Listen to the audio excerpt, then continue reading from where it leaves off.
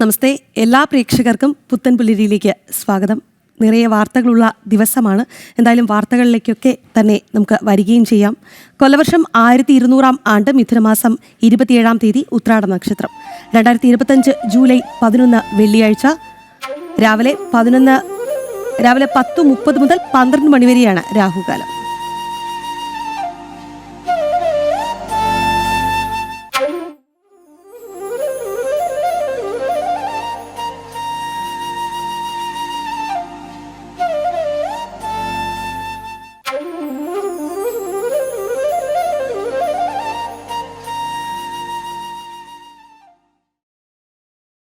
കേന്ദ്ര ആഭ്യന്തരമന്ത്രി അമിത്ഷാ ഇന്ന് കേരളത്തിൽ എത്തിച്ചേരുന്ന ദിവസമാണ്. രാത്രിയാണ് അദ്ദേഹത്തിന്റെ വരവ്.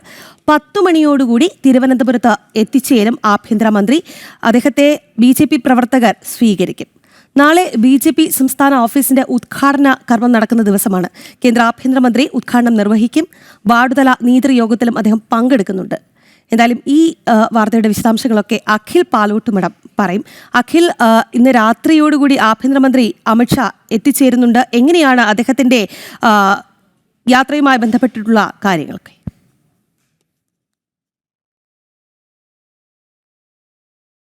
കേന്ദ്ര ആഭ്യന്തരമന്ത്രി അമിത്ഷാ ഇന്ന് കേരളത്തിൽ എത്തിച്ചേരുകയാണ്.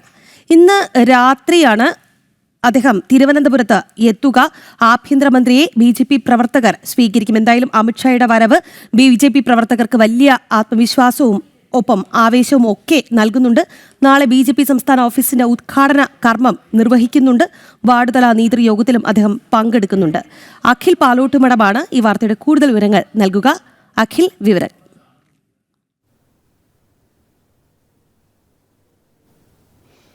Rahi, good morning. കേരളത്തെ സംബന്ധിച്ചിടത്തോളം, കേരളത്തിലെ BJPയെ സംബന്ധിച്ചിടത്തോളം, കേരളത്തിലെ BJP പ്രവർത്തകരെ സംബന്ധിച്ചിടത്തോളം നാളത്തെ ദിവസം എന്ന് പറയുന്നത് വലിയ ആത്മവിശ്വാസം പകരുന്നതാണ്, വലിയ സന്തോഷം പകരുന്ന ദിവസമാണ്. കാരണം എനിക്ക് പുറകിൽ കാണുന്ന ഈ KG മാരാർ ഭവൻ എന്ന് പറയുന്ന പാർട്ടിയുടെ ആസ്ഥാനത്തിന് നാളെ ഔദ്യോഗികമായി തുടക്കം കുറിക്കുകയാണ്. ഇവിടുത്തെ പ്രവർത്തനം ഔദ്യോഗികമായി തുടക്കം കുറിക്കുകയാണ്.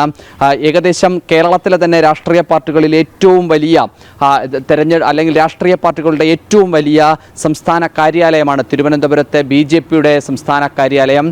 എല്ലാ അത്യാധുനിക സംവിധാനങ്ങളോടും കൂടിയാണ് സംസ്ഥാന കാര്യാലയത്തിൻ്റെ പ്രവർത്തനം. നാളെ രാജ്യത്തിൻ്റെ ആഭ്യന്തരമന്ത്രി, BJPയുടെ മുൻ ദേശീയ അധ്യക്ഷൻ കൂടിയായ അമിത് ചന്ദ്ര ഷാ ഉദ്ഘാടനം ചെയ്യാൻ പോകുന്നത്.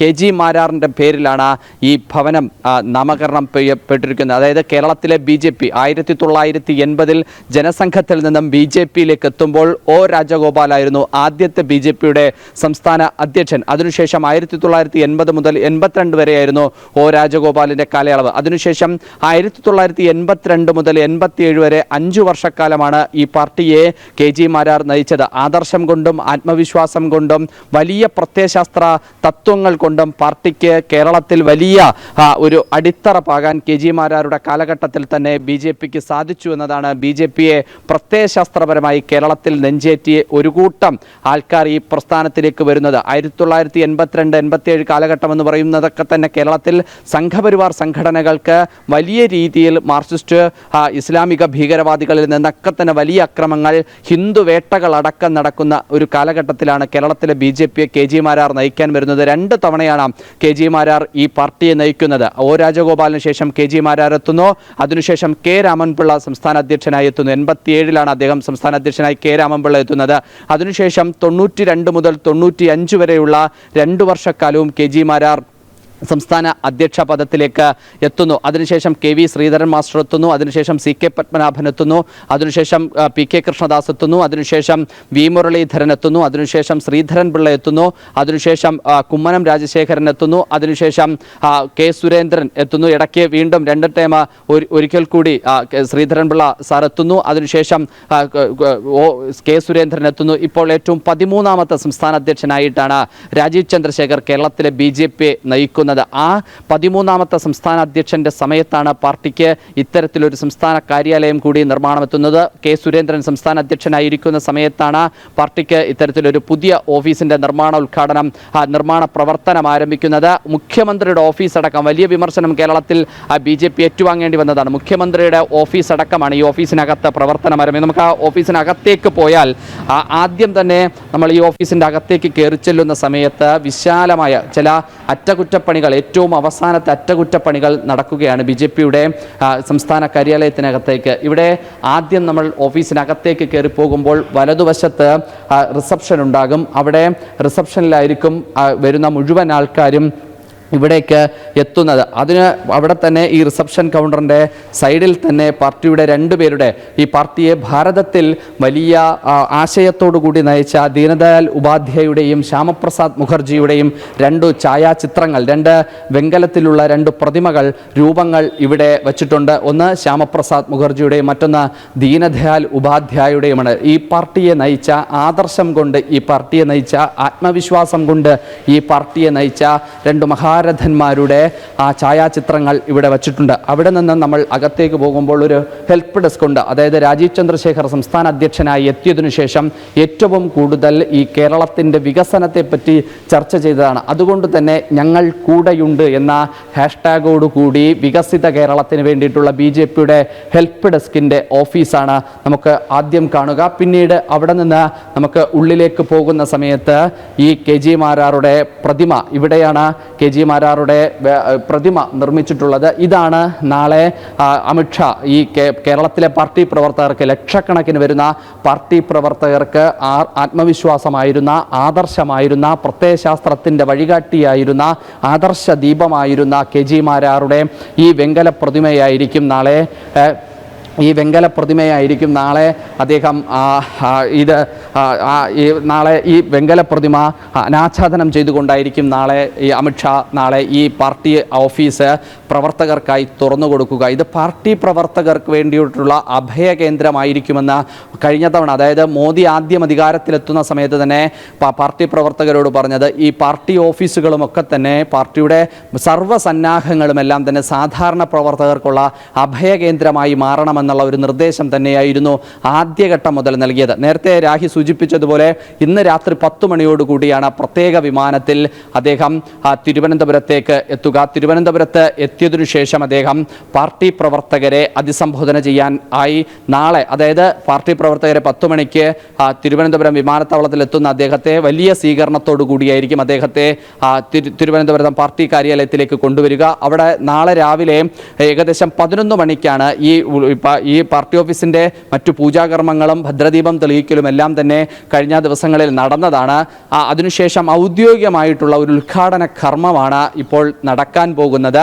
എന്തായാലും അത് നാളെ രാവിലെ 11 മണിക്ക് കേന്ദ്രത്തിൻ്റെ ആഭ്യന്തരമന്ത്രി, ഭാരതീയ ജനതാ പാർട്ടിയുടെ മുൻ ദേശീയ അധ്യക്ഷൻ കൂടിയായ അമിത്ഷാ ഉദ്ഘാടനം ചെയ്യുന്നുണ്ടാകും. അതിനു പിന്നാലെ തന്നെ ഏകദേശം 11:30 തന്നെ വാർഡ് തലത്തിലെ പ്രവർത്തകരെ അഭിസംബോധന ചെയ്തുകൊണ്ട് അദ്ദേഹം പുത്തരിക്കണ്ടം മൈതാനത്തിൽ സംസാരിക്കുന്നുണ്ടാകും. ഈ കേരളത്തിൽ വരാൻ പോകുന്ന തദ്ദേശ നിയമസഭാ തെരഞ്ഞെടുപ്പുകളിൽ പാർട്ടിയെ സജ്ജമാക്കുക, പാർട്ടിയുടെ കാഴ്ചപ്പാട് പ്രവർത്തകർക്ക് മുന്നിൽ വെക്കുക, പാർട്ടി മുന്നോട്ട് വയ്ക്കുന്ന ആശയം എന്താണ്, പാർട്ടി മുന്നോട്ട് വയ്ക്കുന്ന വികസിത കേരളം എന്താണ് എന്ന പാർട്ടി പ്രവർത്തകരെ അഭിസംബോധന ചെയ്തുകൊണ്ടായിരിക്കും നാളെ അദ്ദേഹം സംസാരിക്കുക. അതിനുശേഷം ഉച്ചയോടുകൂടി തന്നെ അദ്ദേഹം കണ്ണൂരിലേക്ക് മടങ്ങും. ഏകദേശം 4:30 കണ്ണൂരിലെ രാജരാജേശ്വരി ക്ഷേത്രത്തിലെ ഏറ്റവും വലിയ, ഈ ഇന്ത്യയിലെ തന്നെ ഏറ്റവും വലിയ മഹാദേവന്റെ വെങ്കല പ്രതിമയ്ക്ക് മുമ്പിൽ അദ്ദേഹം പ്രണാമം ചെയ്തതിനു ശേഷം രാത്രിയോടുകൂടിയായിരിക്കും അദ്ദേഹം ഡൽഹിയിലേക്ക് മടങ്ങുക. ഇപ്പോൾ ഇങ്ങനെയാണ് അമിത്ഷായുടെ കേരളത്തിലേക്കുള്ള വരവിൻ്റെ ഒരു പ്രോഗ്രാം ചാർട്ടുള്ളത്. എന്തായാലും ഞാനിപ്പോൾ നിൽക്കുന്ന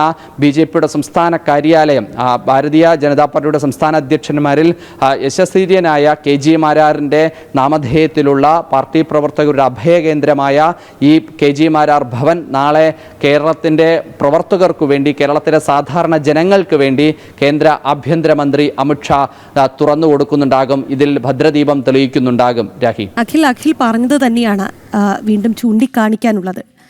അമിത്ഷാ നാളെ പ്രവർത്തകരെ അഭിസംബോധന ചെയ്യുമ്പോൾ തദ്ദേശ തെരഞ്ഞെടുപ്പാണ് നമ്മുടെ മുന്നിലുള്ളത്. അതുകൊണ്ട് തന്നെ അത് പ്രവർത്തകർക്ക് നൽകുന്ന ആവേശം ഒട്ടും തന്നെ ചെറുതല്ല, വലിയ ആവേശം തന്നെയാണ് അദ്ദേഹത്തിൻ്റെ വരവ് സമ്മാനിക്കുന്നത്, അല്ലേ? കാരണം എത്രത്തോളം, എങ്ങനെയാണ് ഒരുക്കങ്ങളൊക്കെ എവിടെ?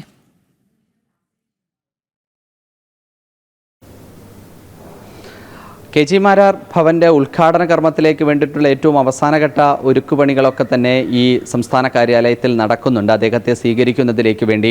അതോടൊപ്പം തന്നെ പുത്തരിക്കണ്ട മൈതാനത്തിലാണ് പാർട്ടി പ്രവർത്തകരെ അദ്ദേഹം അഭിസംബോധന ചെയ്ത് സംസാരിക്കുന്നത്. അവിടെയും ഒരുക്കങ്ങൾ ഏറ്റവും അവസാനഘട്ട ഒരുക്കങ്ങളിലേക്ക് കടന്നിരിക്കുന്നു എന്ന് തന്നെയാണ് നമുക്ക് മനസ്സിലാക്കാൻ സാധിക്കുന്നത്. ഏകദേശം 10,000-ഓളം വരുന്ന ഈ ജില്ലയിലെ, അതായത് തിരുവനന്തപുരം മേഖലയിലെ, തിരുവനന്തപുരം, കൊല്ലം, പത്തനംതിട്ട ജില്ലകളിൽ നിന്നുള്ള വാർഡ് തല നേതാക്കളുടെ, വാർഡ് പ്രസിഡന്റുമാരുടെയും ജനറൽ സെക്രട്ടറിമാരുടെയും ഒരു നേതൃസംഗമമാണ് പാർട്ടി തീരുമാനിച്ചിരിക്കുന്നത്. അതിൽ വാർഡ് തല ഉപരി കാര്യകർത്താക്കൾ പങ്കെടുക്കുന്നുണ്ടാകും. വാർഡ് പ്രസിഡന്റുമാരും ജനറൽ സെക്രട്ടറിമാരും, പഞ്ചായത്ത് ഏരിയ പ്രസിഡന്റ്, ജനറൽ സെക്രട്ടറിമാർ, മണ്ഡലം ഭാരവാഹികൾ, ജില്ലാ ഭാരവാഹികൾ തുടങ്ങിയ കാര്യകർത്താക്കളായിരിക്കും അതിൽ പങ്കെടുക്കുക. അതോടൊപ്പം തന്നെ വാർഡിൻ്റെയൊക്കെ തന്നെ ഇൻചാർജുമാരും ഈ നേതൃസംഗമത്തിൽ പങ്കെടുക്കാൻ ഉള്ള സാധ്യതയാണ് നമുക്ക് അറിയാൻ സാധിക്കുന്നത്. എന്തായാലും പാർട്ടി പ്രവർത്തകരെ സംബന്ധിച്ചിടത്തോളം കേരളത്തിൽ എല്ലാ തവണയും അമിത്ഷായുടെ വരവ് വലിയ ആവേശം തരുന്നതാണ്. കാരണം രാഷ്ട്രീയമായ നിലപാട് പ്രഖ്യാപനത്തിൻ്റെ ഏറ്റവും നിർണായകമായ വേദിയാവുക അമിത്ഷായുടെ പ്രസംഗ വേദി തന്നെയായിരിക്കും. കാരണം കേരളത്തിൻ്റെ സമകാലികമായ രാഷ്ട്രീയമെല്ലാം തന്നെ തുറന്നു കാട്ടുകയും കേരളത്തിലെ രാഷ്ട്രീയ സാഹചര്യങ്ങളെല്ലാം വിശദീകരിക്കുന്നതുമായിരിക്കും അമിത്ഷാ കേരളത്തിൽ നടത്തിയ എല്ലാ പ്രസംഗങ്ങളും നമുക്ക് എടുത്തു പരിശോധിച്ച് നോക്കിയാൽ അങ്ങനെ അറിയാൻ സാധിക്കുന്നതാണ്. എന്തായാലും നാളെ അമിത്ഷാ കേരളത്തിലെ പ്രവർത്തകർ മുമ്പിൽ അഭിസംബോധന ചെയ്ത് സംസാരിക്കുന്നതും ആ തരത്തിലുള്ള ഒരു പ്രസംഗം തന്നെയായിരിക്കുമെന്നുള്ള കാര്യത്തിൽ സംശയമില്ല. കാരണം പാർട്ടി വലിയ ഒരു തെരഞ്ഞെടുപ്പിനെ നേരിടാൻ പോവുകയാണ്. തദ്ദേശ സ്ഥാപനങ്ങളിലേക്കുള്ള തെരഞ്ഞെടുപ്പ്. ഓരോ ജില്ലകളിലും പ്രത്യേകമുള്ള ആക്ഷൻ പ്ലാനുമായാണ് കേരളത്തിൻ്റെ വികസനം മാത്രം മുൻനിർത്തിയുള്ള ഒരു അജണ്ടയാണ്. കേരളത്തിലെ വികസനം മാത്രം, കേരളത്തിൽ കാലങ്ങളായി ഉണ്ടായിട്ടുള്ള വികസന മുരടിപ്പിനെതിരെ ഒരു വികസിത കേരളം എന്ന കാഴ്ചപ്പാടാണ് BJPയുടെ സംസ്ഥാന അധ്യക്ഷൻ രാജീവ് ചന്ദ്രശേഖർ മുന്നോട്ട് വെച്ചിട്ടുള്ളത്. ആ രാജീവ് ചന്ദ്രശേഖർ മുന്നോട്ട് വെച്ചിട്ടുള്ള ആ വികസന കേരളത്തിൻ്റെ ആ മുദ്രയിൽ നിന്നുകൊണ്ട്, അല്ലെങ്കിൽ ആ മുദ്രാവാക്യത്തിൽ നിന്നുകൊണ്ടായിരിക്കും നാളെ അമിത്ഷായും കേരളത്തിലെ ജനങ്ങളെ, കേരളത്തിലെ പാർട്ടി പ്രവർത്തകരെ അഭിസംബോധന ചെയ്യുക എന്നുള്ള കാര്യത്തിൽ എന്തായാലും സംശയമില്ല. പാർട്ടി പ്രവർത്തകരെ സംബന്ധിച്ചിടത്തോളം അമിത്ഷാ കേരളത്തിലെ പാർട്ടി പ്രവർത്തകർക്ക് വലിയ ആവേശം നൽകുന്ന ഒരു ഹീറോയിൻ ആണ്. അപ്പോൾ ആ ഹീറോയെ സ്വീകരിക്കാൻ കേരളത്തെ പാർട്ടി പ്രവർത്തകർ സജ്ജമാണ് എന്നുള്ള കാര്യത്തിൽ സംശയമില്ല. രാഖി, അഖിൽ, അതുപോലെ തന്നെ ആഭ്യന്തരമന്ത്രി തലസ്ഥാനത്തുള്ള ദിവസമാണ് നാളെ. എങ്ങനെയാണ് സുരക്ഷാ ക്രമീകരണങ്ങളുമായി ബന്ധപ്പെട്ടിട്ടുള്ള കാര്യങ്ങളൊക്കെ?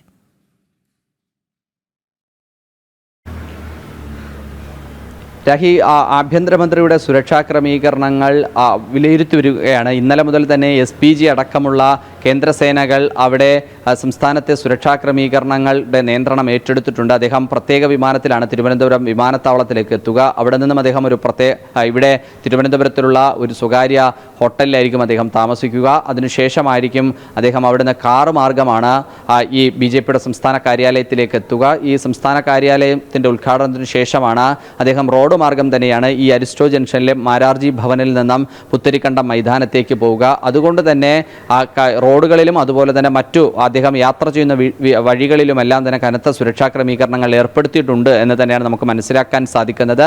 എന്തായാലും തലസ്ഥാനത്ത് നാളെ അതീവ ജാഗ്രതയോടുള്ള ഒരു സുരക്ഷാ ക്രമീകരണം ഉണ്ടാകും എന്നുള്ള കാര്യത്തിൽ സംശയമില്ല. രാഹി, ശരി അഖിൽ. കേന്ദ്ര ആഭ്യന്തരമന്ത്രി അമിത്ഷാ ഇന്ന് രാത്രിയോടുകൂടി തിരുവനന്തപുരത്ത് എത്തിച്ചേരുന്നുണ്ട്. ജൂലൈ 12-ാം തീയതി നാളെ അദ്ദേഹം തിരുവനന്തപുരത്തെ പരിപാടികളൊക്കെ പൂർത്തിയാക്കി വൈകിട്ടോടുകൂടിയായിരിക്കും മടങ്ങുക. ഒപ്പം തന്നെ മടങ്ങും വഴി കണ്ണൂരിൽ ഇറങ്ങുന്നുണ്ട്. തളിപ്പറമ്പ് രാജരാജേശ്വരി ക്ഷേത്ര ദർശനവും അദ്ദേഹം നടത്തുന്നുണ്ട്. വാർത്തയുടെ കൂടുതൽ വിവരങ്ങൾ നൽകിയത് അഖിൽ പാലോട്ടുമടമാണ്. അഖിലിനോട് ഒരു കാര്യം കൂടി അറിയിക്കണമെന്നുണ്ടായിരുന്നു. അഖിൽ, നിരവധി പ്രേക്ഷകർ അഖിലിനോട് ആശംസ അറിയിക്കുന്നുണ്ട്. ഗുഡ് മോർണിംഗ് ആശംസ നേരുന്നുണ്ട്. എന്തായാലും കൂടുതൽ വാർത്തകളിലേക്കൊക്കെ വരുമ്പോൾ നമുക്ക് അഖിലുമായി കണക്ട് ചെയ്യാവുന്നതാണ്.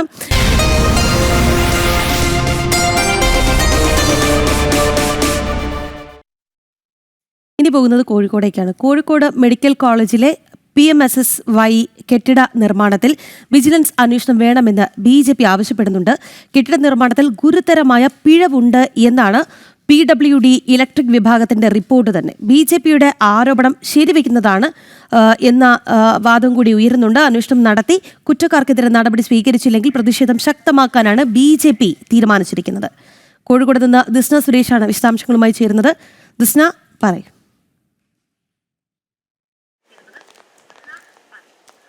രാഗി, നമുക്കറിയാം കോഴിക്കോട് മെഡിക്കൽ കോളേജിലെ തീപിടുത്തവുമായി ബന്ധപ്പെട്ട വലിയ രീതിയിലുള്ള ആരോപണങ്ങൾ BJP ആദ്യഘട്ടത്തിൽ തന്നെ ഉന്നയിച്ചിരുന്നു. ഈ 185 കോടി രൂപ മുടക്കിയാണ് ഈ PMSSY ബ്ലോക്ക് നിർമ്മിച്ചത്. പക്ഷെ ആ നിർമ്മാണത്തിൽ വലിയ രീതിയിലുള്ള അഴിമതി ഉണ്ട് എന്ന കാര്യം BJP ആദ്യഘട്ടത്തിൽ തന്നെ പറഞ്ഞിരുന്നു. കാരണം 2 തവണയാണ് ഇത്തരത്തിൽ തീപിടുത്തം ഉണ്ടായത്. അതിന്റെ നിർമ്മാണ സാമഗ്രികൾ വാങ്ങിയതടക്കം വലിയ രീതിയിലുള്ള അഴിമതി ഉണ്ടായിട്ടുണ്ട് എന്ന് തന്നെയാണ് BJP ആദ്യഘട്ടത്തിൽ ഉന്നയിച്ചത്. എന്തായാലും ആ BJPയുടെ ആരോപണം വെക്കുന്ന തരത്തിലുള്ള റിപ്പോർട്ടാണ് പുറത്തു വന്നിരിക്കുന്നത്. 177 നിർമ്മാണ പ്രവർത്തനങ്ങളിലാണ് ഇത്തരത്തിൽ കുഴപ്പമുണ്ട് എന്ന റിപ്പോർട്ട് പുറത്തു വന്നിട്ടുള്ളത്. അതിൽ പ്രധാനമായും എടുത്തു പറയേണ്ടത് അത്തരത്തിലൊരു തീപിടുത്തം ഉണ്ടാകുമ്പോൾ അത് അണയ്ക്കുവാനുള്ള സംവിധാനങ്ങൾ കൃത്യമായി അവിടെ ഉണ്ടായിരുന്നില്ല. അതോടൊപ്പം തന്നെ സ്വിച്ച് അടക്കമുള്ള സംവിധാനങ്ങൾ സെറ്റ് ചെയ്തതിലും കുറെ പ്രശ്നങ്ങൾ, സാങ്കേതിക പ്രശ്നങ്ങൾ ഉണ്ട് എന്ന കണ്ടെത്തലിലാണ് ഇലക്ട്രിക്കൽ ബോർഡ് ഇപ്പോൾ റിപ്പോർട്ട് സമർപ്പിച്ചിട്ടുള്ളത്. എന്തായാലും 2023-ലും 24-ലും സമാനമായ രീതിയിൽ ഇത്തരത്തിലുള്ള പ്രശ്നങ്ങൾ ചൂണ്ടിക്കാട്ടിക്കൊണ്ട് റിപ്പോർട്ട് സമർപ്പിച്ചിട്ടുണ്ടെങ്കിലും അതിനൊന്നും യാതൊരു തരത്തിലുള്ള പരിഹാരവും കണ്ടെത്താൻ അധികൃതർ ശ്രമിച്ചിരുന്നില്ല എന്നും ആ റിപ്പോർട്ടിൽ ചൂണ്ടിക്കാട്ടുന്നുണ്ട്. രാഗി, എന്തായാലും വലിയ രീതിയിലുള്ള പ്രതിഷേധം ഉയർന്നു കഴിഞ്ഞു.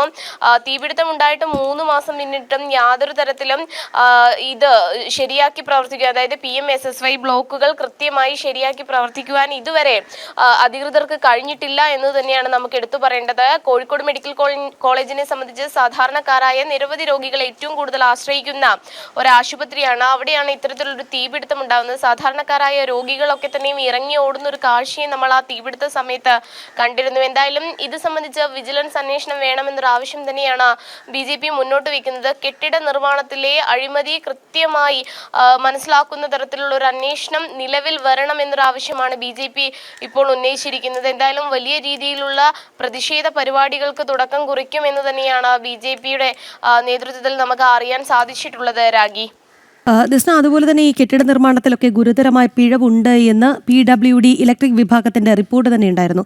ഇത് BJPയുടെ ആരോപണങ്ങളൊക്കെ ശരിവയ്ക്കുന്നതാണ് എന്ന കാര്യം കൂടി നേതൃത്വം ചൂണ്ടിക്കാട്ടുന്നുമുണ്ട്. എന്തായാലും വലിയ പ്രതിഷേധ പരിപാടികളിലൊക്കെ പോകാൻ BJP ഒരുങ്ങുന്നുമുണ്ട് അല്ലേ?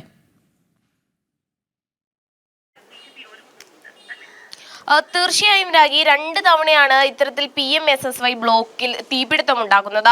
ആദ്യഘട്ടത്തിൽ വാർഡുകളിലാണ് തീപിടുത്തം ഉണ്ടായതെങ്കിൽ പിന്നീടുണ്ടായത് ഈ ശസ്ത്രക്രിയ നടത്തുന്ന വിഭാഗത്തിലാണ് തീപിടുത്തം ഉണ്ടായത്. ആ തീപിടുത്തം ഉണ്ടായ സമയത്ത് തന്നെ ഈ കെട്ടിട നിർമ്മാണവുമായി ബന്ധപ്പെട്ട സാമഗ്രികൾ വാങ്ങിയതുൾപ്പെടെ വലിയ രീതിയിലുള്ള അഴിമതി, അതായത് ക്വാളിറ്റി ഇല്ലാത്ത വസ്തുക്കൾ ഉപയോഗിച്ചാണ് നിർമ്മാണം നടത്തിയത് എന്നൊരു ആരോപണം BJP വ്യക്തമാക്കിയിരുന്നു. അത് ശരിവെക്കുന്ന തരത്തിലാണ് ഇപ്പോൾ റിപ്പോർട്ട് പുറത്തു വന്നിരിക്കുന്നത്. 2023-ലും 24-ലും ഇതേ റിപ്പോർട്ട് സമർപ്പിച്ചിരുന്നു എന്നത് തന്നെയാണ് രാഗി എടുത്തു പറയേണ്ടത്. എന്നിട്ടും യാതൊരു തരത്തിലുള്ള നടപടിക്കും ഈ അധികൃതർ തയ്യാറായിരുന്നില്ല എന്നത് തന്നെയാണ്. അത്തരത്തിൽ ഈ 2023-ലും 24-ലും സമർപ്പിച്ച റിപ്പോർട്ട് പ്രകാരം മുന്നോട്ട് പോവുകയാണെങ്കിൽ ഇത്തരത്തിലൊരു തീപിടുത്തം ഉണ്ടാവില്ല എന്നത് തന്നെയാണ് നമുക്ക് വിലയിരുത്താൻ കഴിയുന്നത്. എന്തുകൊണ്ടാണ് അത്തരത്തിലൊരു അധികൃതർ അങ്ങനെയൊരു നടപടി സ്വീകരിച്ചത് എന്നൊരു ചോദ്യവും ഉയർന്നു വരുന്നുണ്ട്. അതായത് ഒരു കെട്ടിടം അത്തരത്തിൽ സാമഗ്രികൾ ഉൾപ്പെടെ വലിയ രീതിയിൽ നിർമ്മിതിയിൽ ക്രമക്കേടുകൾ അല്ലെങ്കിൽ നിർമ്മിതിയിൽ കൃത്യമായ രീതിയിലല്ല നിർമ്മാണം നടത്തിയത് എന്നൊരു റിപ്പോർട്ട് സമാനമായ രീതിയിൽ ചൂണ്ടിക്കാട്ടിയിട്ടും യാതൊരു തരത്തിലുള്ള നടപടിക്കും അധികൃതർ തയ്യാറായില്ല എന്ന് തന്നെയാണ് നമുക്ക് മനസ്സിലാക്കാൻ സാധിക്കുന്നത്. എന്തായാലും വരും ദിവസങ്ങളിൽ വലിയ രീതിയിൽ പ്രതിഷേധ സമരങ്ങൾ ശക്തമാക്കാൻ തന്നെയാണ് BJP തീരുമാനിച്ചിരിക്കുന്നത്.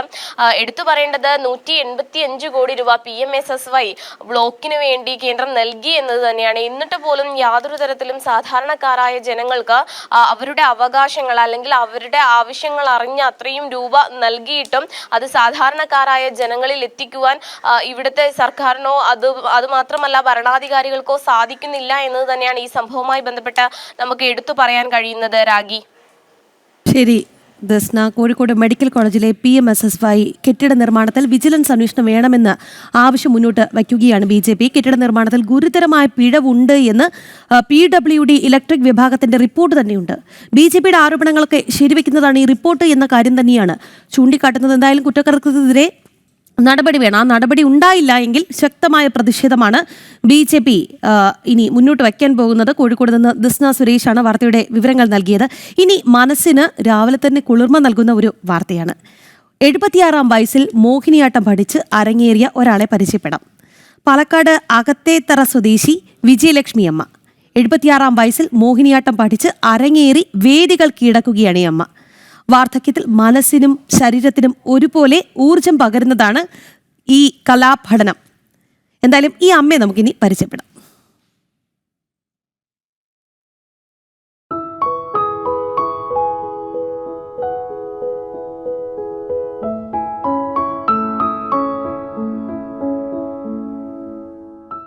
കലാപഠനത്തിന് പ്രായമൊരു പ്രശ്നമേ അല്ല എന്ന് തെളിയിക്കുകയാണ് പാലക്കാട് അകത്തേത്തറ സ്വദേശിയായ 76-കാരി വിജയലക്ഷ്മി അമ്മ.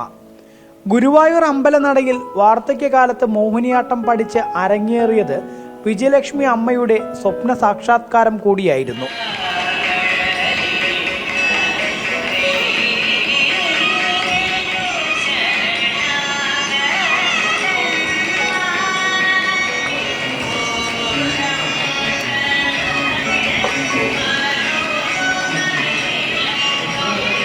പതിനെട്ടാം വയസ്സിൽ വിവാഹം, പിന്നീട് മക്കളെ വളർത്തി വലുതാക്കൽ.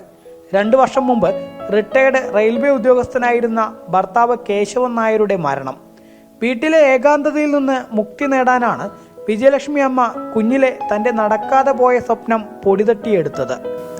18 വയസ്സിൽ കല്യാണം കഴിഞ്ഞ് ഭർത്താവിൻ്റെ കൂടെ പുറത്തൊക്കെ പോയി. പിന്നെ മക്കളുടെ പ്രസവം, അവരെയൊക്കെ പഠിപ്പിച്ച് വലുതാക്കി. പിന്നെ ജീവിതത്തിൻ്റെ സാഹചര്യത്തിൽ എനിക്ക് കലയോട് ഇഷ്ടമാണെങ്കിലും അത് തുടർന്ന് കൊണ്ടുപോകാൻ എനിക്ക് പറ്റിയിരുന്നില്ല. പിന്നെ എൻ്റെ ഹസ്ബൻഡും 2 വർഷം മുമ്പ് മരിച്ചു. പിന്നെ എനിക്കൊന്നും ചെയ്യാനില്ല. മക്കളുടെ അടുത്തൊക്കെ പോയിരിക്കുക. പക്ഷേ ഇവിടെ വീടുള്ള കാരണം ഞാൻ ഇവിടെ തന്നെ ഇരുന്ന് എനിക്ക് കലയോട് താല്പര്യമുള്ള കാരണം ഞാൻ വിചാരിച്ചു ഇപ്പോഴാണ് എനിക്ക് ഇതിൻ്റെ സമയം കിട്ടിയിരിക്കുന്നത്, ഇപ്പോൾ എന്തെങ്കിലും പഠിക്കാമെന്ന് വിചാരിച്ചു. 1.5 വർഷം എടുത്താണ് മോഹിനിയാട്ടം പഠിച്ചത്. കഴിഞ്ഞ മെയ് 11-ന് അരങ്ങേറി. നിരവധി വേദികളിൽ പരിപാടി അവതരിപ്പിച്ചു. മോഹിനിയാട്ടം പഠിക്കുന്നതിന് മുൻപ് നിരവധി ശാരീരിക ബുദ്ധിമുട്ടുകൾ ഉണ്ടായിരുന്നു. എന്നാൽ ഇപ്പോൾ അവ ഒന്നും തന്നെ ഇല്ല എന്നാണ് 76-കാരി പറയുന്നത്. 1.5 വർഷം ആയി. അപ്പോൾ ഞാൻ അരങ്ങേറ്റം ചെയ്തു.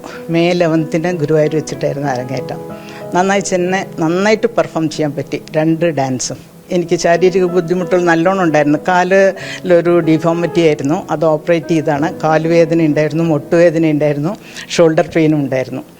ഇപ്പം എനിക്കൊന്നുമില്ല, ഒരു വേദനയില്ല.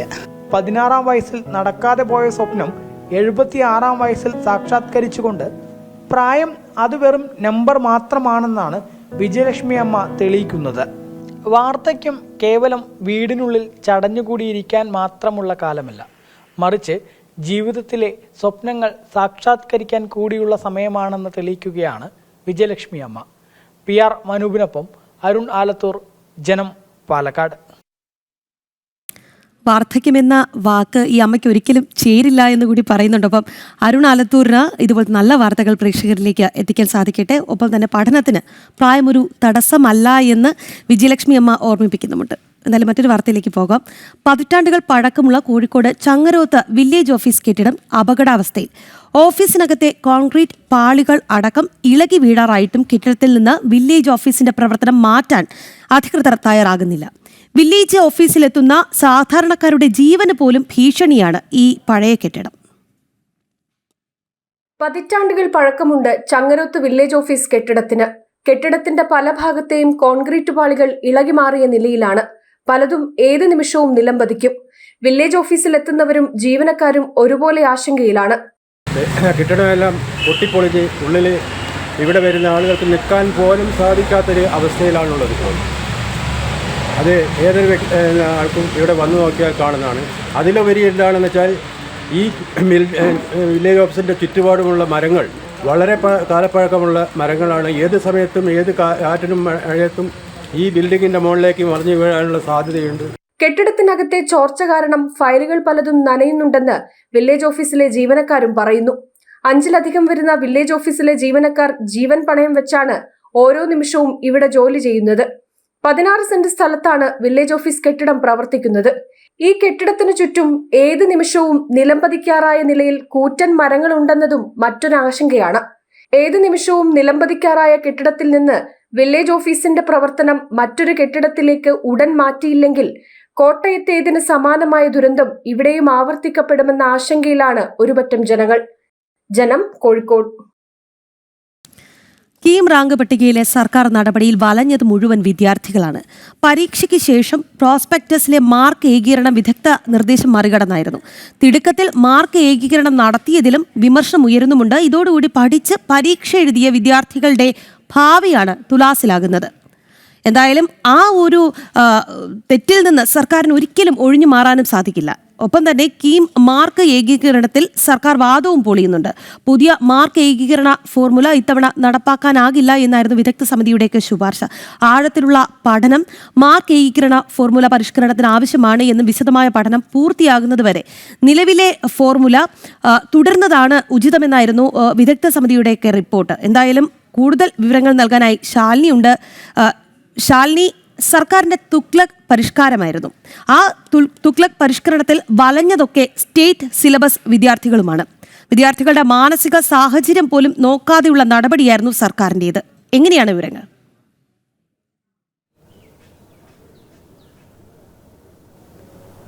രാഖി സൂചിപ്പിച്ചതുപോലെ തന്നെയാണ് ഒരു തുഗ്ലക് പരിഷ്കരണമാണ് ഉന്നത വിദ്യാഭ്യാസ വകുപ്പ് കൊണ്ടുവന്നത്. അത് പ്രധാനമായും കീം പരീക്ഷാഫലം പ്രസിദ്ധീകരിക്കുന്നതിന് ദിവസങ്ങൾക്ക് മുൻപാണ് ആ ഒരു പരിഷ്കാരം കൊണ്ടുവരികയും അത് ചെറിയ തോതിലൊന്നുമല്ല ഈ വിദ്യാർത്ഥികളെ വലച്ചിട്ടുള്ളത് എന്നുള്ളതാണ് ഏറ്റവും എടുത്തു പറയേണ്ടത്. ജൂൺ 1 തീയതിയാണ് ഈ ഒരു പരീക്ഷാ ഫലം ഔദ്യോഗികമായി അല്ലെങ്കിൽ റാങ്ക് പട്ടിക ഔദ്യോഗികമായി പ്രഖ്യാപിക്കുന്നത്. ഉന്നത വിദ്യാഭ്യാസ വകുപ്പ് മന്ത്രി ആർ ബിന്ദു. ഇതിന് തൊട്ടു പിന്നാലെ ആ പരീക്ഷാ റാങ്ക് ലിസ്റ്റിൽ ഉൾപ്പെട്ടത് ഏകദേശം 80,000-ലധികം വിദ്യാർത്ഥികളാണെന്നുള്ള ഔദ്യോഗിക അറിയിപ്പും അതുമായി ബന്ധപ്പെട്ട ആഹ്ലാദ പ്രകടനങ്ങളും ഒക്കെ ഒരു ഭാഗത്ത് നടക്കുകയാണ്.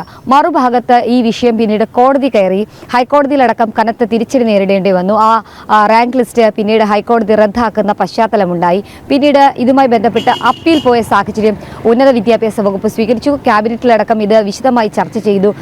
അപ്പീൽ നൽകിയപ്പോഴും വീണ്ടും കോടതിയുടെ ഭാഗത്ത് നിന്ന് തിരിച്ചടി ഉണ്ടാകുന്നൊരു സാഹചര്യമുണ്ട്. അതായത് കളി വിജയിച്ചതിന് ശേഷം അതിൽ കളി നിയമങ്ങൾ മാറ്റുന്നത് ശരിയല്ല എന്നുള്ള പരാമർശമൊക്കെ ഹൈക്കോടതിയുടെ ഭാഗത്ത് നിന്ന് ഉണ്ടാവുകയും ചെയ്തു. അതായത് ആ പരിഷ്കാരം എന്ന് പറയുന്നത് +2 പരീക്ഷയുടെയും ഒപ്പം തന്നെ ഈ റാങ്ക് പട്ടിക പ്രസിദ്ധീകരിക്കുന്നതിന് മുമ്പ് അവരുടെ സയൻസ് വിഷയങ്ങളുടെ അടക്കം മാർക്ക് പരിശോധിച്ച ശേഷമാണ് ഈ റാങ്ക് പട്ടിക പ്രസിദ്ധീകരിക്കുക കീമിൻ്റെ. പക്ഷേ ഇവിടെ നടന്ന സംഭവം എന്നുള്ളത് പരീക്ഷ കഴിഞ്ഞതിന് ശേഷം വന്ന് പറയുകയാണ് അതിലെ ചില പരിഷ്കാരങ്ങൾ വരികയാണ്.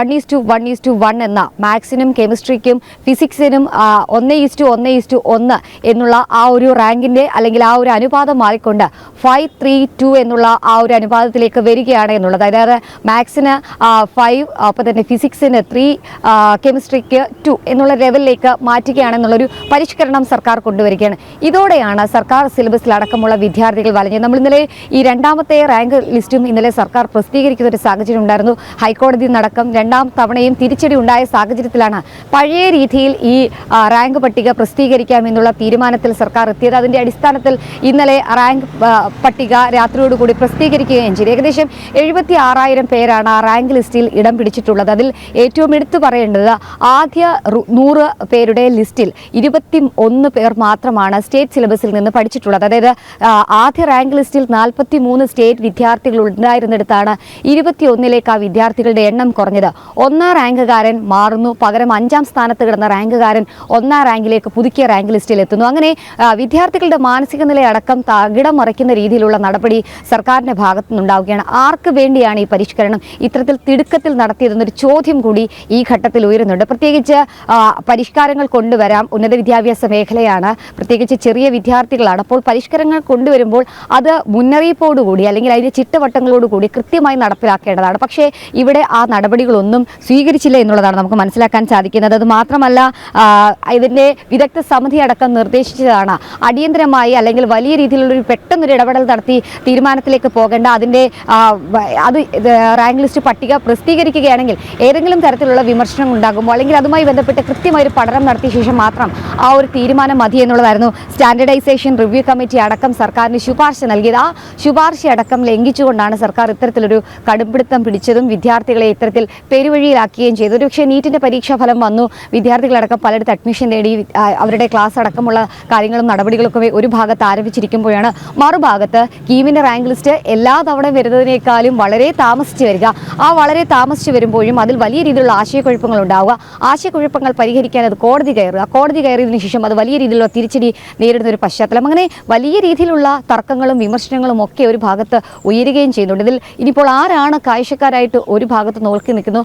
സർക്കാർ ഇത്തരത്തിൽ തിടുക്കത്തിൽ തീരുമാനമെടുത്തത് ആർക്ക് വേണ്ടി എന്നൊരു ചോദ്യം കൂടി ഉയരുന്നുണ്ട്. നമ്മൾ ആദ്യം സൂചിപ്പിച്ചതുപോലെയാണ് വിദ്യാർത്ഥികളുടെ മാനസിക നില പോലും പരിഗണിക്കാതെ, നമുക്കറിയാം ഈ +2 കഴിഞ്ഞതിന് ശേഷം അവരുടെ ബഡ്ഡിംഗ് സ്റ്റേജാണ്, അവരുടെ പല വിധത്തിലുള്ള എൻട്രൻസ് കോച്ചിങ്ങിന് വിധേയമാക്കുക, അവരുടെ മാനസിക നില പരിശോധിക്കില്ല, അല്ലെങ്കിൽ വലിയ രീതിയിലുള്ള വീട്ടുകാരുടെ പ്രഷർ, രക്ഷകർത്താക്കളുടെ, അധ്യാപകരുടെ അങ്ങനെയുള്ള പ്രഷറൊക്കെ നിൽക്കുമ്പോൾ തന്നെയാണ് അതിനിടയിൽ ഒരു അധിക പ്രഷർ നൽകിക്കൊണ്ടാണ് വിദ്യാർത്ഥികളെ ഇത്തരത്തിൽ ബുദ്ധിമുട്ടിച്ചത്. എന്തായാലും ഇതിനടക്കം കൃത്യമായി ഉന്നത വിദ്യാഭ്യാസ വകുപ്പ് മറുപടി പറയേണ്ടി വരും. കാരണം വലിയ രീതിയിലുള്ള വിമർശനങ്ങൾ വരുന്നുണ്ട്. ഉന്നത വിദ്യാഭ്യാസ വകുപ്പിനെതിരെ പ്രതിഷേധം ശക്തമാകുന്നുണ്ട്. AVP അടക്കം കടുത്ത വിമർശനം ഈ ഘട്ടത്തിൽ ഉന്നയിക്കുകയും ചെയ്തിട്ടുണ്ട്. എന്തായാലും വിദ്യാർത്ഥികൾ ഒരു ഭാഗത്ത് വലിയ രീതിയിൽ ചോദ്യചിഹ്നമായി നിൽക്കുകയാണ്. അതിൽ ഏറ്റവും എടുത്തു പറയേണ്ടത് സ്റ്റേറ്റ് സിലബസ് ഫോളോ ചെയ്ത് വന്ന വിദ്യാർത്ഥികളാണ് ഇവിടെ വലിയ രീതിയിൽ പെട്ടിരിക്കുന്നത്. അവരുടെ അവസരമടക്കം നഷ്ടമാകുന്ന ആശങ്കയിൽ തുടരുകയും ചെയ്യുന്നത്. രാഖി, വ്യക്തമാണ് ശാലിനി. അതോടൊപ്പം ചേർത്ത് ചോദിക്കുകയാണ്, ഈ കീ മാർക്ക് ഏകീകരണത്തിൽ സർക്കാരിന്റെ വാദങ്ങളൊക്കെ പൊളിയുകയല്ലേ ശാലിനി? കാരണം പുതിയ മാർക്ക് ഏകീകരണ ഫോർമുല ഇത്തവണ നടപ്പാക്കാനാകില്ല എന്ന് വിദഗ്ധ സമിതിയുടെ റിപ്പോർട്ടുണ്ടായിരുന്നു. ആഴത്തിലുള്ള പഠനം മാർക്ക് ഏകീകരണ ഫോർമുല പരിഷ്കരണത്തിന് ആവശ്യമാണ് എന്നും വിശദമായ പഠനം പൂർത്തിയാകുന്നത് വരെ നിലവിലെ ഫോർമുല തുടരുന്നതാണ് ഉചിതം എന്നുമായിരുന്നു വിദഗ്ധ സമിതിയുടെ റിപ്പോർട്ട് തന്നെ. ആ ഒരു റിപ്പോർട്ട് പോലും വകവെച്ചില്ല സർക്കാർ, അല്ലേ?